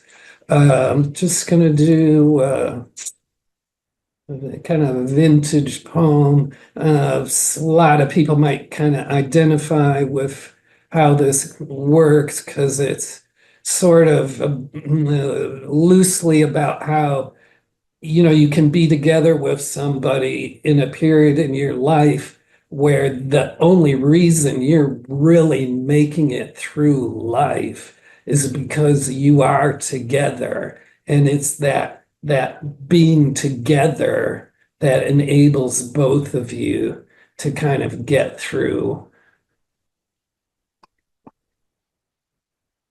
I am spacing out over how I could possibly enjoy your voice recorded on an answering machine, daydreaming, a replacement of my own memory rattling from dry membrane in a plastic box, the singing of a flea sprung. She got angry and fled upstairs out on the roof, staying there until 3 a.m. in steady rain. She came back down while I was asleep and poured drinking water on my head as a kind of farce justice, then trying to lose even more, she went in the bathroom to run a bath. She got in with conciliatory tone. She called out that if I came in too, she would forgive me. I said it is more fun not to be forgiven. Upping her challenge, she said, bring me a glass of wine and I will forgive you. I said, but it is more fun not to be forgiven.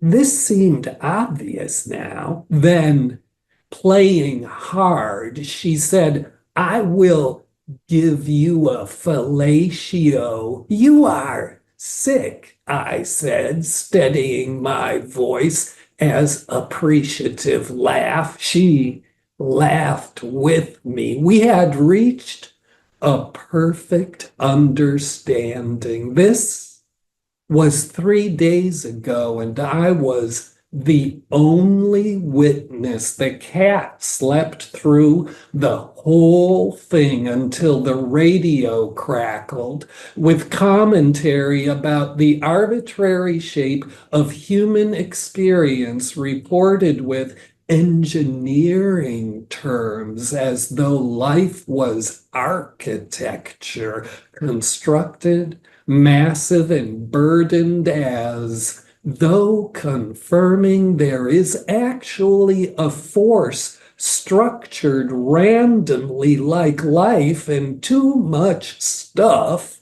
was set on top of it, or as though life was this object propelled immeasurably beyond its own limit of stress. Look in the mirror. The picture you will see is your skin, inside, beyond, or behind your face, sharing with the radio how the answering machine got in our apartment through a spending habit. Every time reflection or an appliance push me away is a re-entry to why I feel like backward movement night gives to wakefulness as the moon hangs above a burning car outside the firehouse that has instead been repurposed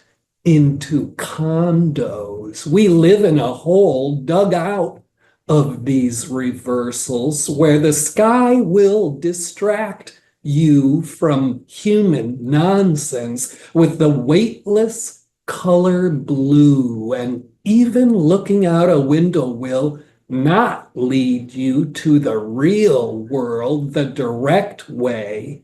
3 floors below your window, the fire captain rips the flame-blistered license plate from heat-gnawed car frame and gets closer to the pragmatism that would carry your compliance with self-defeated logic to the garbage, mimicking how your eyes dropped onto the sign above the school door that says, "No metal weapons of any kind." Take a walk over there and look. The announcement that says, "Put something on me and eat it." You are a table upon which all these misfortunes gather. Don't worry, I feel a sense of responsibility about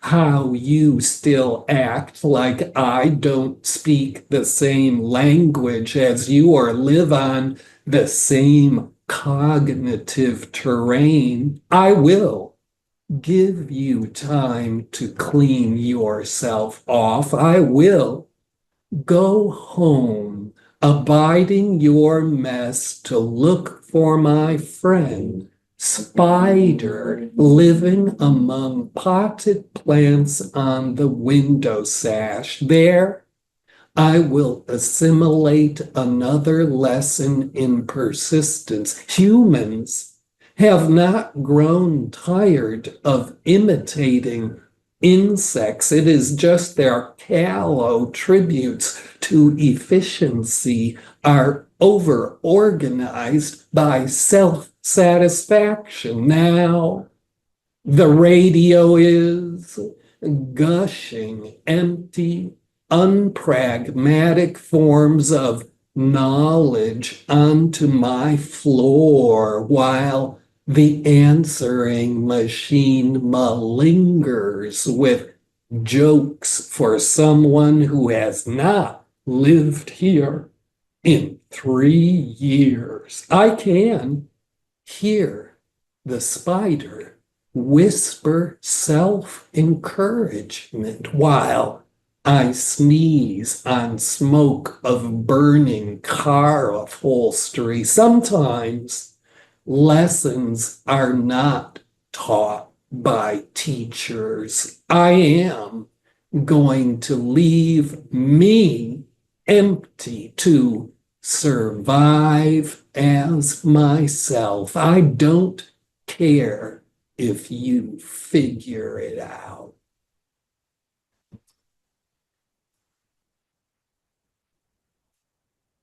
Thank you.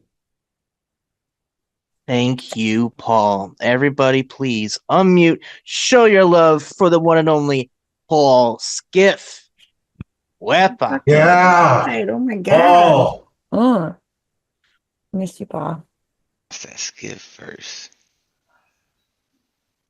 Much love to you, Paul, and thank you for your support from last night. Big ups. And I just love your work, definitely. Great to have you here as always. We're gonna keep the shindig rolling. So with that said, on deck we got Escape Artist, but stepping up to the plate now, please give it up for MT Pariti. Unmute and take it away when you are ready.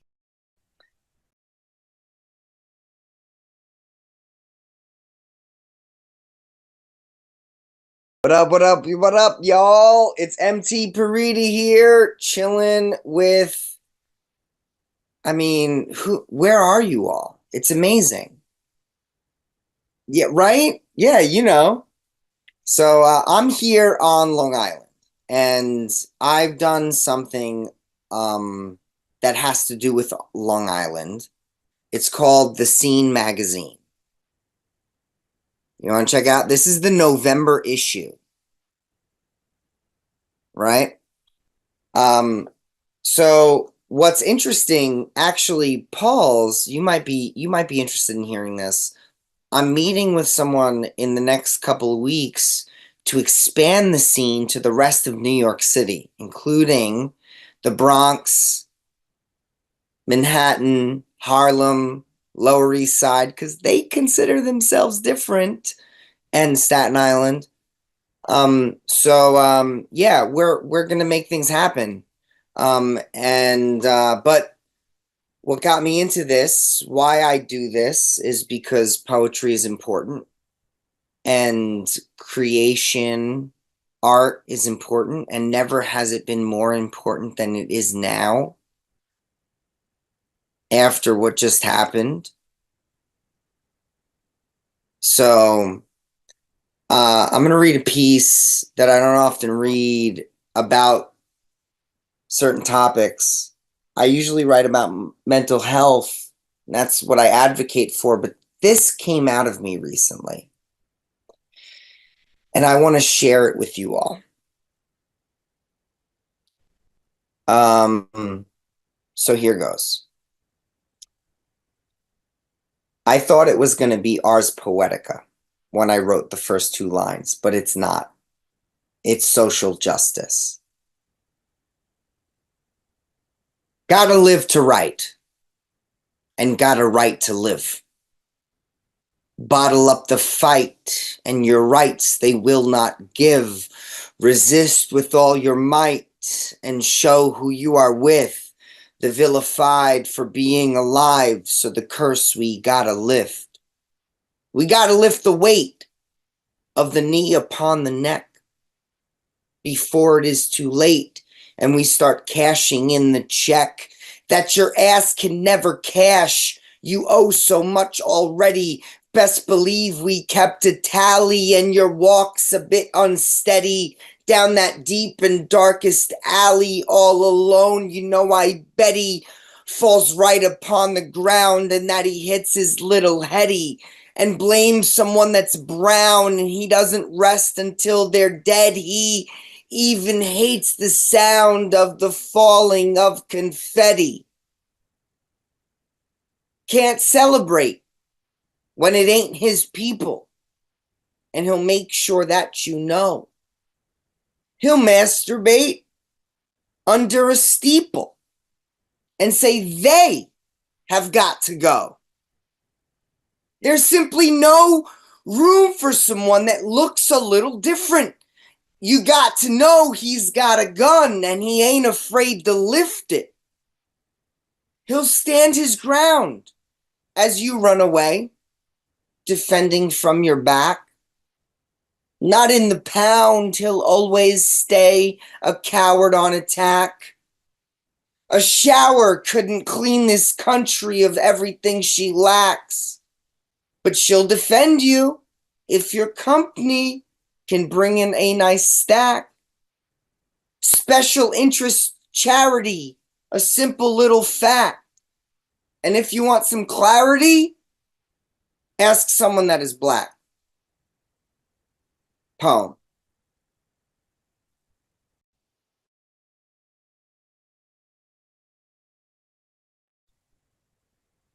I had to go there, and I cleared it with friends, but that's how I feel, and I appreciate you all hearing that. The next piece I'm going to perform is much more personal, and it's something that it's old shit, but I'm bringing it back because there seems to be a lot of fear right now. Now, this is about a personal type of fear, a consequential type of fear, but fear nonetheless. So here goes. It's called Fear in All Directions. The past is catching up. Fear of all the things you've done come back around a web you spun. Stalking consequences come, the past something you can't outrun. Each step, another shoe to drop. What waits around the corner? Set a trap, a hidden cop. The latter becomes former. They loop around and circle back. My defense becomes attack. Karma catching up with lack. I built these walls, a sticky stack. Stuck in memories of madness, locked and blocked off from the now. The past is just a road to sadness, dooming, looming, don't know how. Easy to draw our attention back to the mistakes we've made. Regrets, they come with the question, why do I throw my own shade? Shadows cast into the future, so afraid of what's in store. Can't appreciate the present. Sutures barely hold my core. Together ripping, tearing seams. Get a gripping, dripping dreams into nightmares, hearing screams. Why do I dare scary scenes? Every image, every way I look so shook. Yes, every day, every game they try to play brings us closer to dismay. You won't let me stay in one place. Every direction, the same disgrace, but gotta get moving, get back on the case to figure out what's stalking my pace. With caution I travel, peep around corners, start to unravel, breaking the borders, banging the gavel, giving my orders, crumbling castle, pile of ordure. Gods, this is torture, always on edge, A broken vow, a promise, a pledge, a golden cow. It's time to confess, taking a bow. I want it to end. Poem. Right on, man. Everybody at this time, give it up for MT.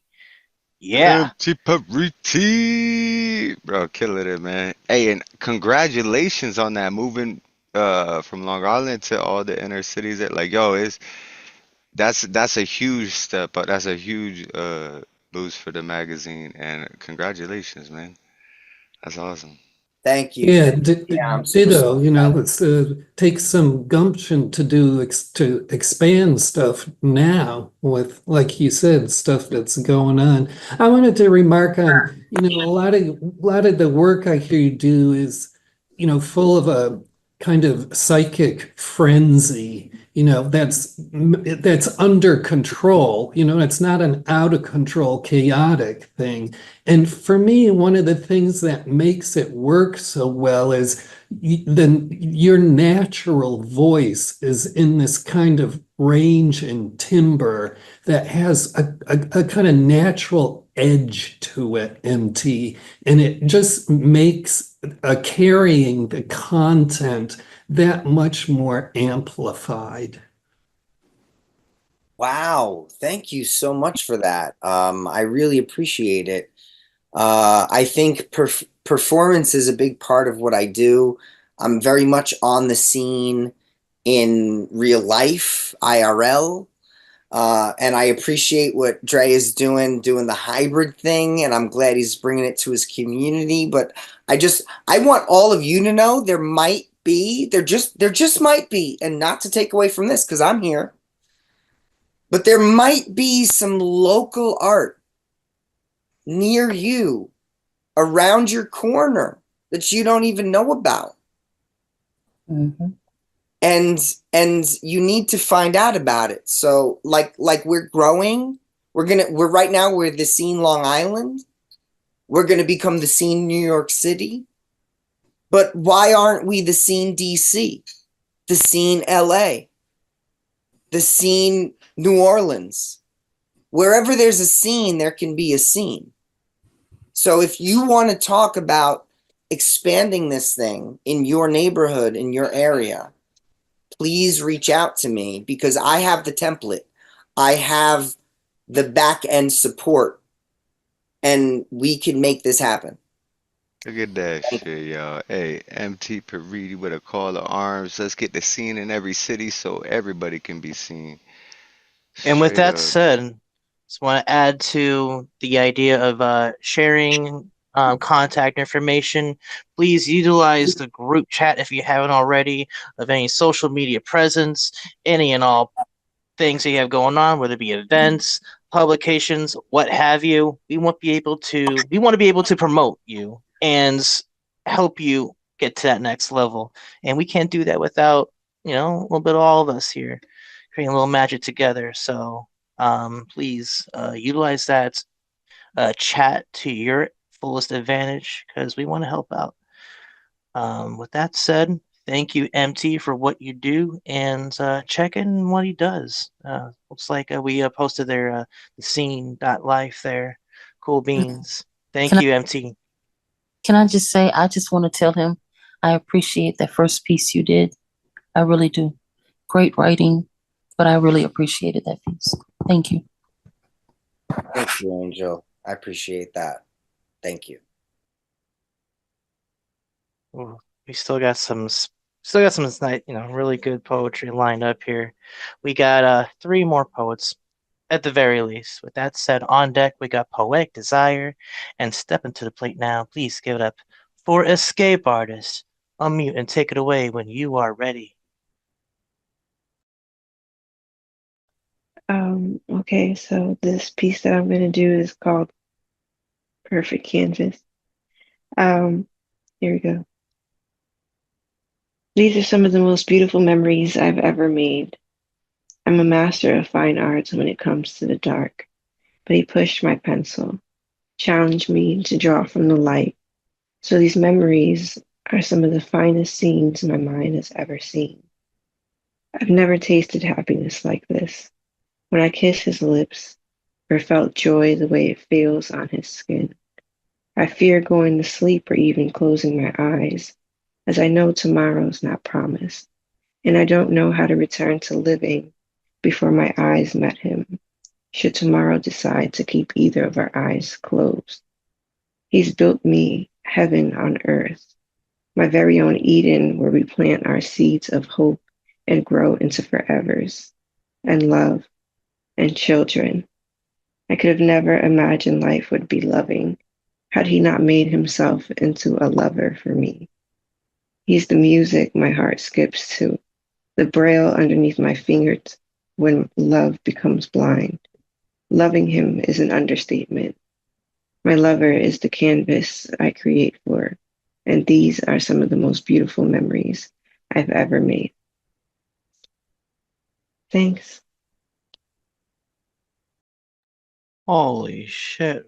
Oh man, there were some heavy lines in that one. Everybody please give it up for Escape Artist at this time. Ooh. That's gorgeous. What a love poem. You are the music my heart skips to. Holy shit.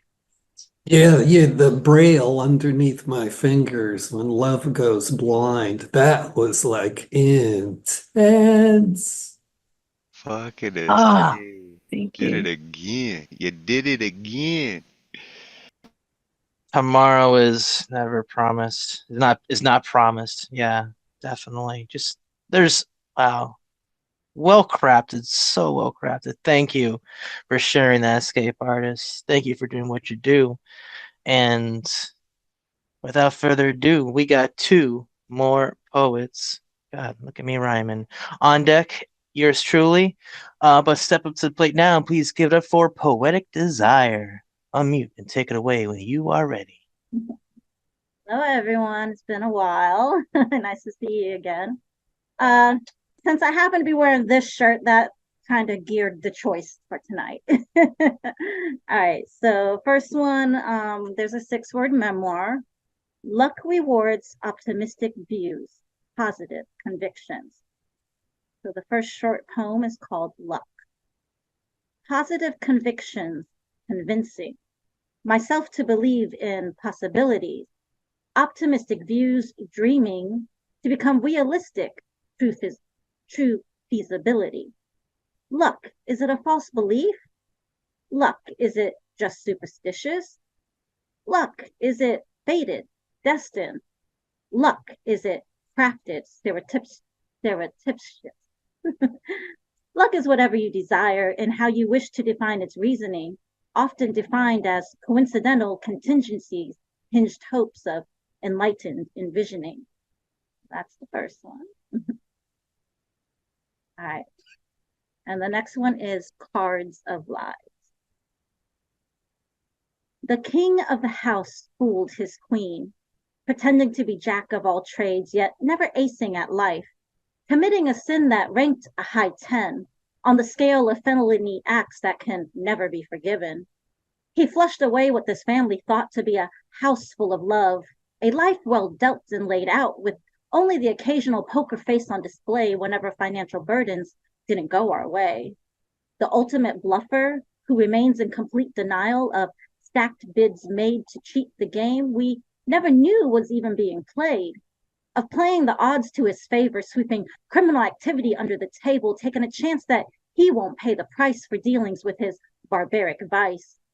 His cards of lies unfold reversed roses, where hearts become twisted, diamonds of love return, spades of deception cut deep, clubs seen as blackened rose petals cast upon the dark unravelings of this union. Take back the tainted truths you fed me of a love I thought to be true, for before me unfolds a path I must now follow in reverse to undo years upon years wasted on a marriage now seen as a curse. Your cards of red, once full of love and gifted roses, seeing life through rose-colored glasses, died out instantly on that fateful day when you pierced my hand with thorns of a deceit you dared to deal. Now filled with rage from the stacked deck of deception, I was forced to cut my losses. For all I can see before me is how you still sit there, blank stare, frozen stance, emotionless, holding true to your bluff, still living in denial, but I see right through your devious mischief, hiding beneath your lying surface, exchanging your gambled freedom with chain-linked prison cuffs. A king who fooled his queen, who would not fold or concede to his bets of paired truths of stolen innocence, now became the ultimate joker who raised his last failed strategy, losing all wagers placed as his last-ditch effort where the winning hand was granted to the Queen of Hearts, whose love and trust was never put into question, never had to be left to chance bluffs against her two paired garden spades, who, where one whose growth was left contaminated, cannot be reversed, what you defiled with your pollination upon this stolen rose of innocence. Good night. Thank you. Everybody, please give it up for Poetic Desire at this time. Yeah, poetic. What? Build that shit. Missed you. Modern love, you know. All right. I just wanted to take this quick time to, again, thank you, Poetic Desire. Thank everybody else who has performed thus far. Big shout out to Julian Matthews for doing what was a killer feature. But at this time, Thomas would like to say something. I basically, you know, kind of what you were saying there, Julian. Thank you so much for doing that feature. It was fucking amazing. Like absolutely amazing. I'm so excited to watch it again and again and again. And I want to also thank Mark States and Lynda Crawford for showing up tonight. And I want to say welcome to the fam. You guys done showed up and showed out, and now you got to come back because we want more, right? And I want to thank Phil, aka Midnight, for coming through with them dope haikus again. Welcome back, brother. I'm glad you chose to come back to us, man. I hope to see more of you, Angel, Kim, everybody. We have another show going on tomorrow too, the Slam Jam, featuring this next performer here, and I'd say it's a pretty special episode because it's his birthday. But for those of you guys who might not be able to make it to the international poetry thing we're doing in the morning and then the Slam Jam following, it's busy day. For those who can't make it, unmute yourselves real quick and let's just sing Dre a little happy birthday. Happy birthday. Feliz cumpleaños, feliz cumpleaños, feliz cumpleaños. Happy soul day. We love you, Dre. Happy birthday. Yeah, Happy many, birthday, many Dre. more. Many more. All right, now, Dre, Many whenever more you birthdays, and you just keep doing you. Yeah. And whenever you're ready, take it away. Bless us with some words, brother. I just want to make a quick correction. I am not featuring tomorrow. I don't feature on my birthday, but I have Artie Fox featuring tomorrow on the Slam Jam. Such a kick-ass, dope poet. Founder of the Rap is Poetry movement, and he's going to be providing poetry and perspective here in this Zoom room tomorrow at 5 p.m. Eastern Standard Time. Hope to see all y'all here tomorrow, or at least some of y'all, at the very least. There's a slam workshop and there's an open mic, so there's a little something for everybody. With that said, I got this one poem, and as mentioned earlier by Paul, yeah, this was quite a topic last night at the end of the New York Poets Cafe, and I wrote this rant poem. And why I say rant poem, because I was influenced by what Paul taught me on an episode of the Slam Jam, like the origin of slam poetry and the style of a rant poem and how it is to be like in your face. It's supposed to make you feel shit.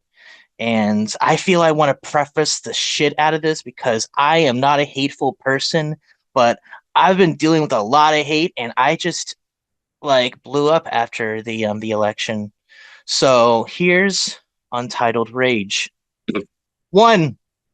I pledge allegiance to the flag of the fascist states of America, and to the republic for which it stands, one nation under Trump, extremely divisible, with liberty and justice for Trump. 2, Satan forgot to flush him down, and we had the opportunity to do just that.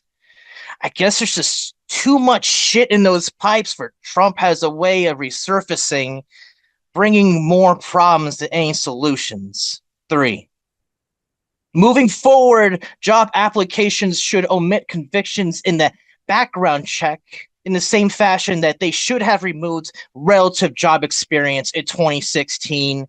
4, Trump's supporters should be treated like Nazi supporters. Y'all traded an armband for a cap. Y'all are supporting a racist and fascist regime.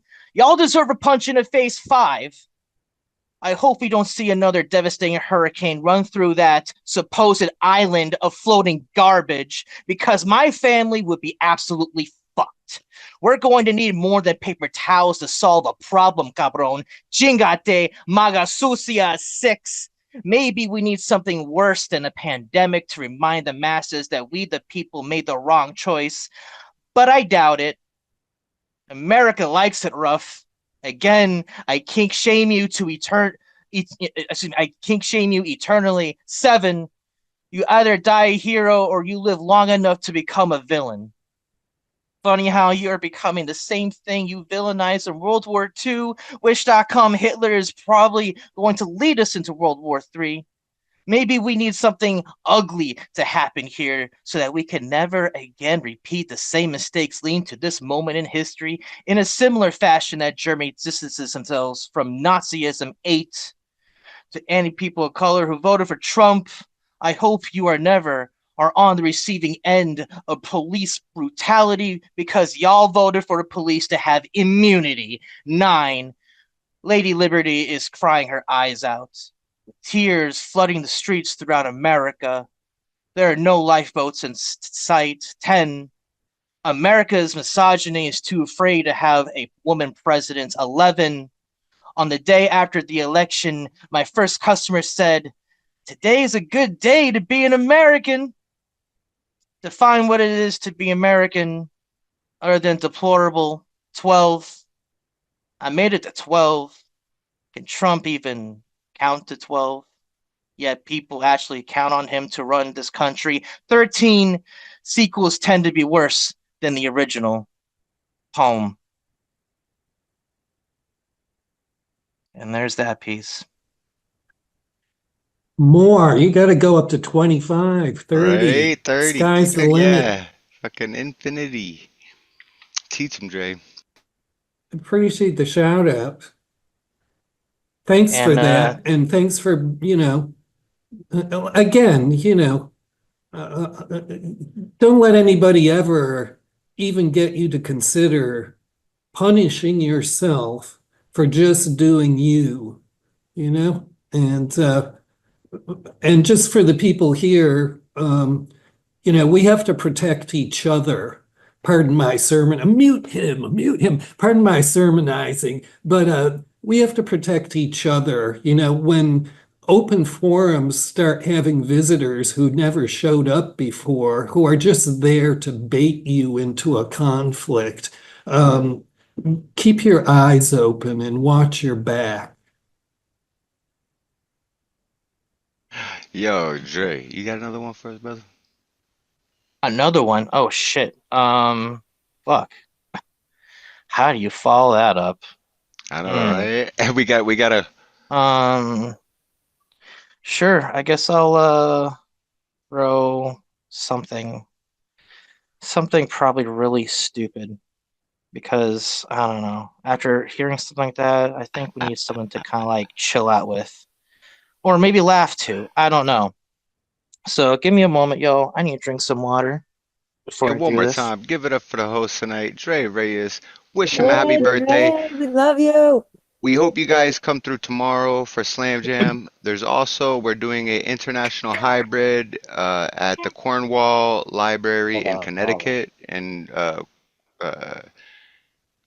like with CCR Chagra, we have people, I think 10 national, 10 international, and then 10 live is what we shot for. I don't know if we hit that mark, but we have plenty of good poetry going on tomorrow. That show followed by the Slam Jam. And Dre, are you ready? Yeah, I'm ready. And also, if you haven't already, just post the links for the CCR Chagra events. And with that said, let's get this piece out. And again, I'm sorry for this crazy dynamic shift because I don't know. I guess I have range like Steph Curry. Here's whatever happens to Beanie Babies in the voice of Gilbert Gottfried. Stampedes of crazed adults trampling children, storming the shells in the fashion of Allied forces into Normandy Beach. Grown-ass adults investing their life savings into purchasing the rarest of their kind, only to lose almost all the value of their collection. A New Hampshire couple thought they hatched a dope idea by forging checks to purchase them and sell them for a profit for heroin. I'm not making this up. Now flooding hospital donation bins, Goodwill and Savers locations nationwide in the closets of unfortunate heirs of a lost fortune. Beanie Babies were the Bitcoin of the 1990s. I mean, these little limp sacks of understuffed animals will now face even a more grim future, being the filling of beanbag chairs, as their owners have developed a fetish of sitting on the carcasses of their friends, mainly as a way to achieve a dopamine rush by exacting revenge on their failed investments of hopes and dreams through imprisonment, utter dominance, and occasional gas torture by way of flatulence. In a moment as bizarre as the movement that birthed it, this kink is known by many different names depending on region. Beanie Baby chambering has taken the North American furry communities by storm in a similar fashion that Queenie babying was popularized by the royal family.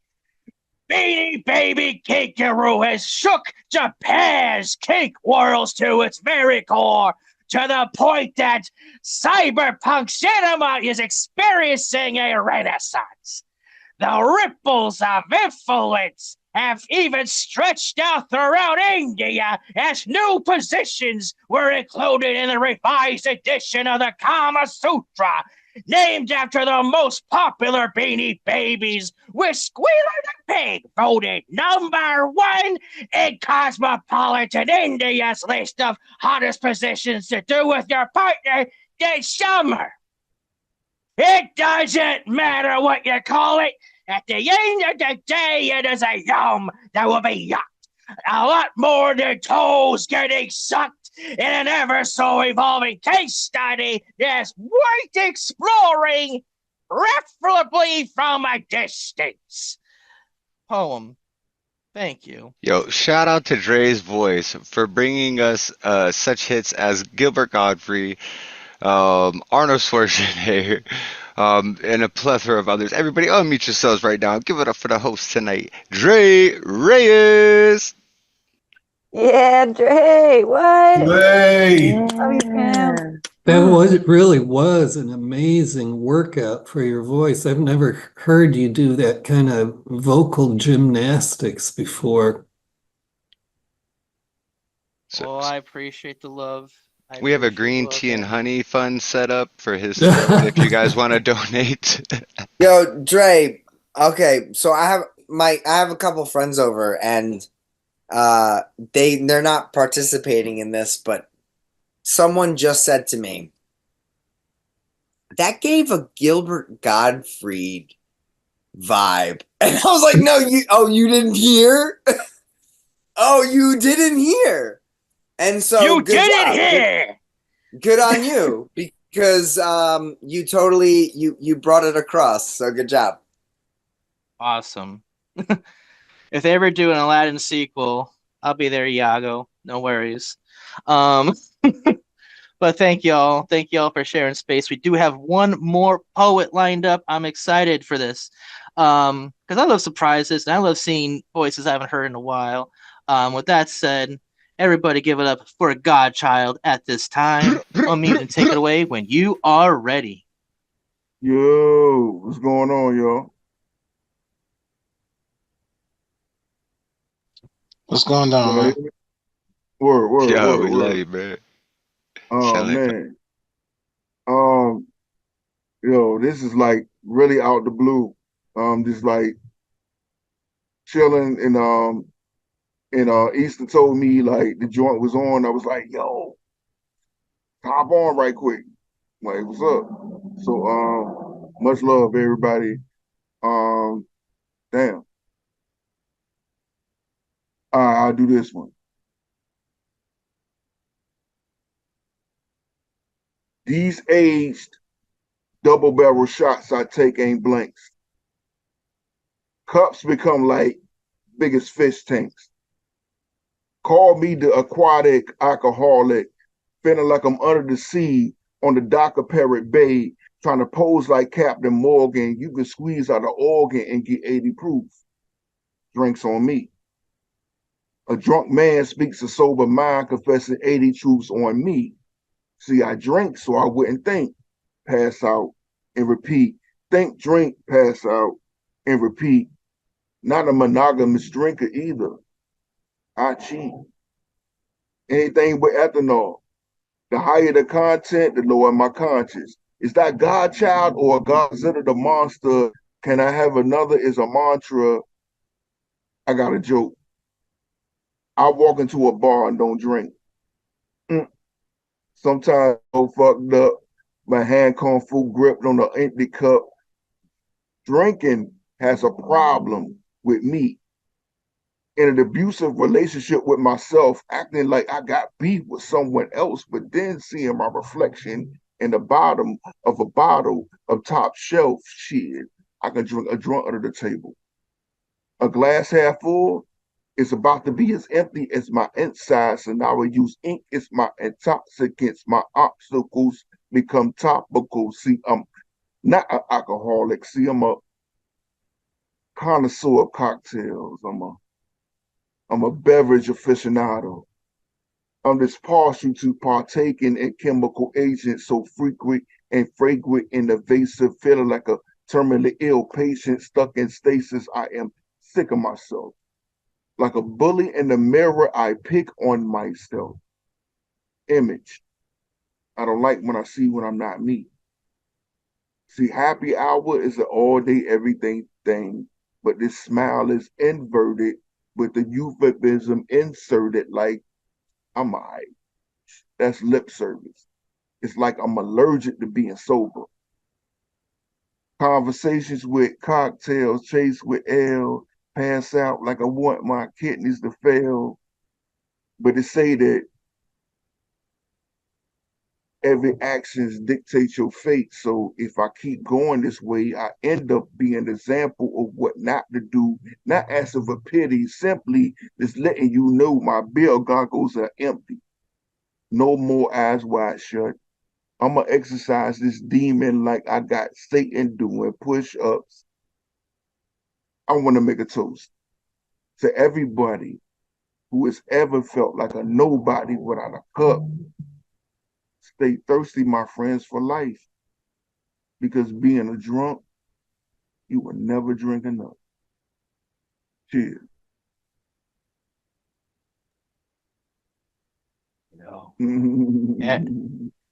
Yeah. Everybody give it up for GodChild at this time. Holy shit. That flow was impeccable. Bruh. Stay thirsty, my friends, for life. I hear that. Hey, thanks for showing up and showing out, bro. You know I love you, man. I'm glad that you got to slide up on the list and bless us with that. Do you have another short one you could share with us before you maybe ride out with a haiku or something, you know?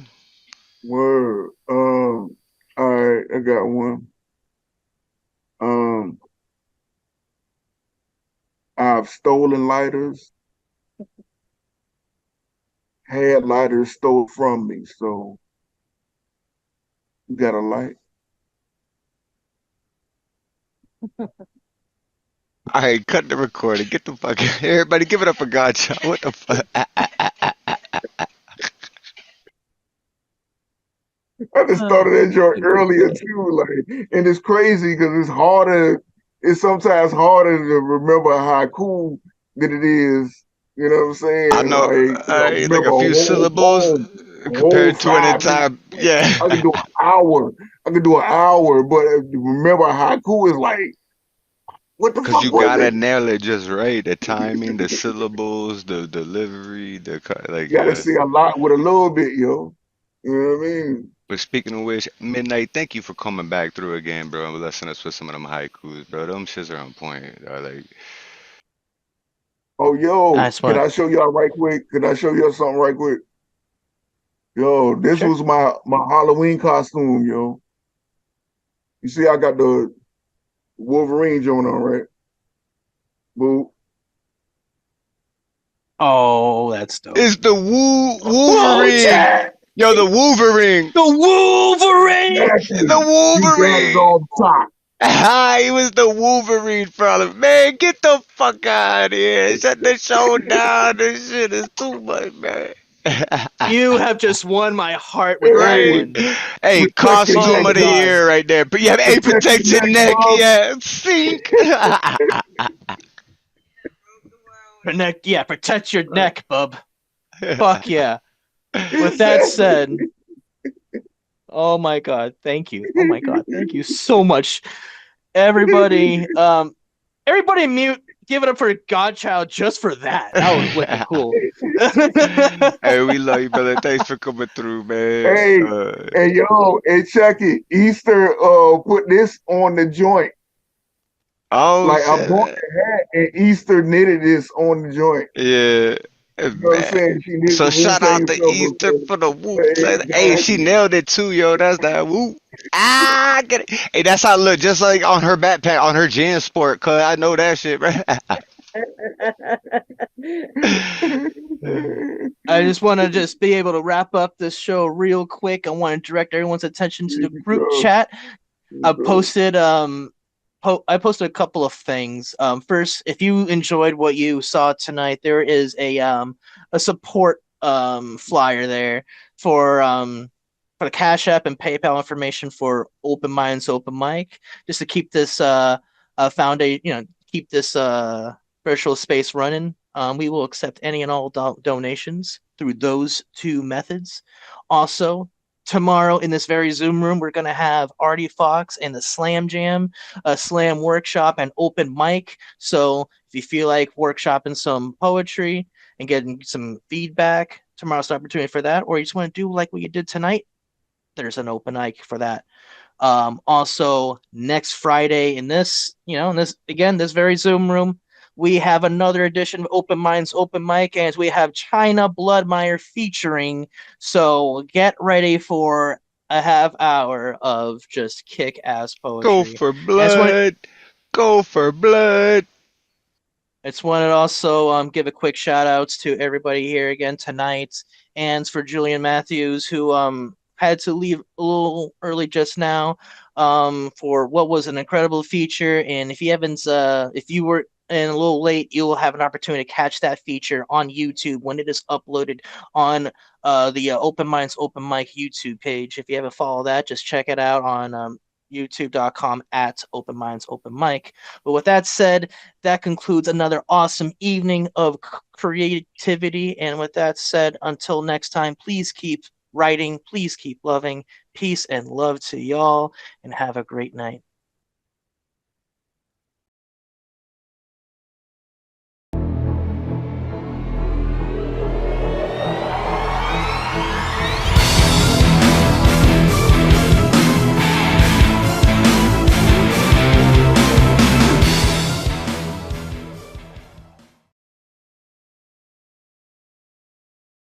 I'm gonna spread love or hate. I'm gonna spread love or hate. gonna spread love?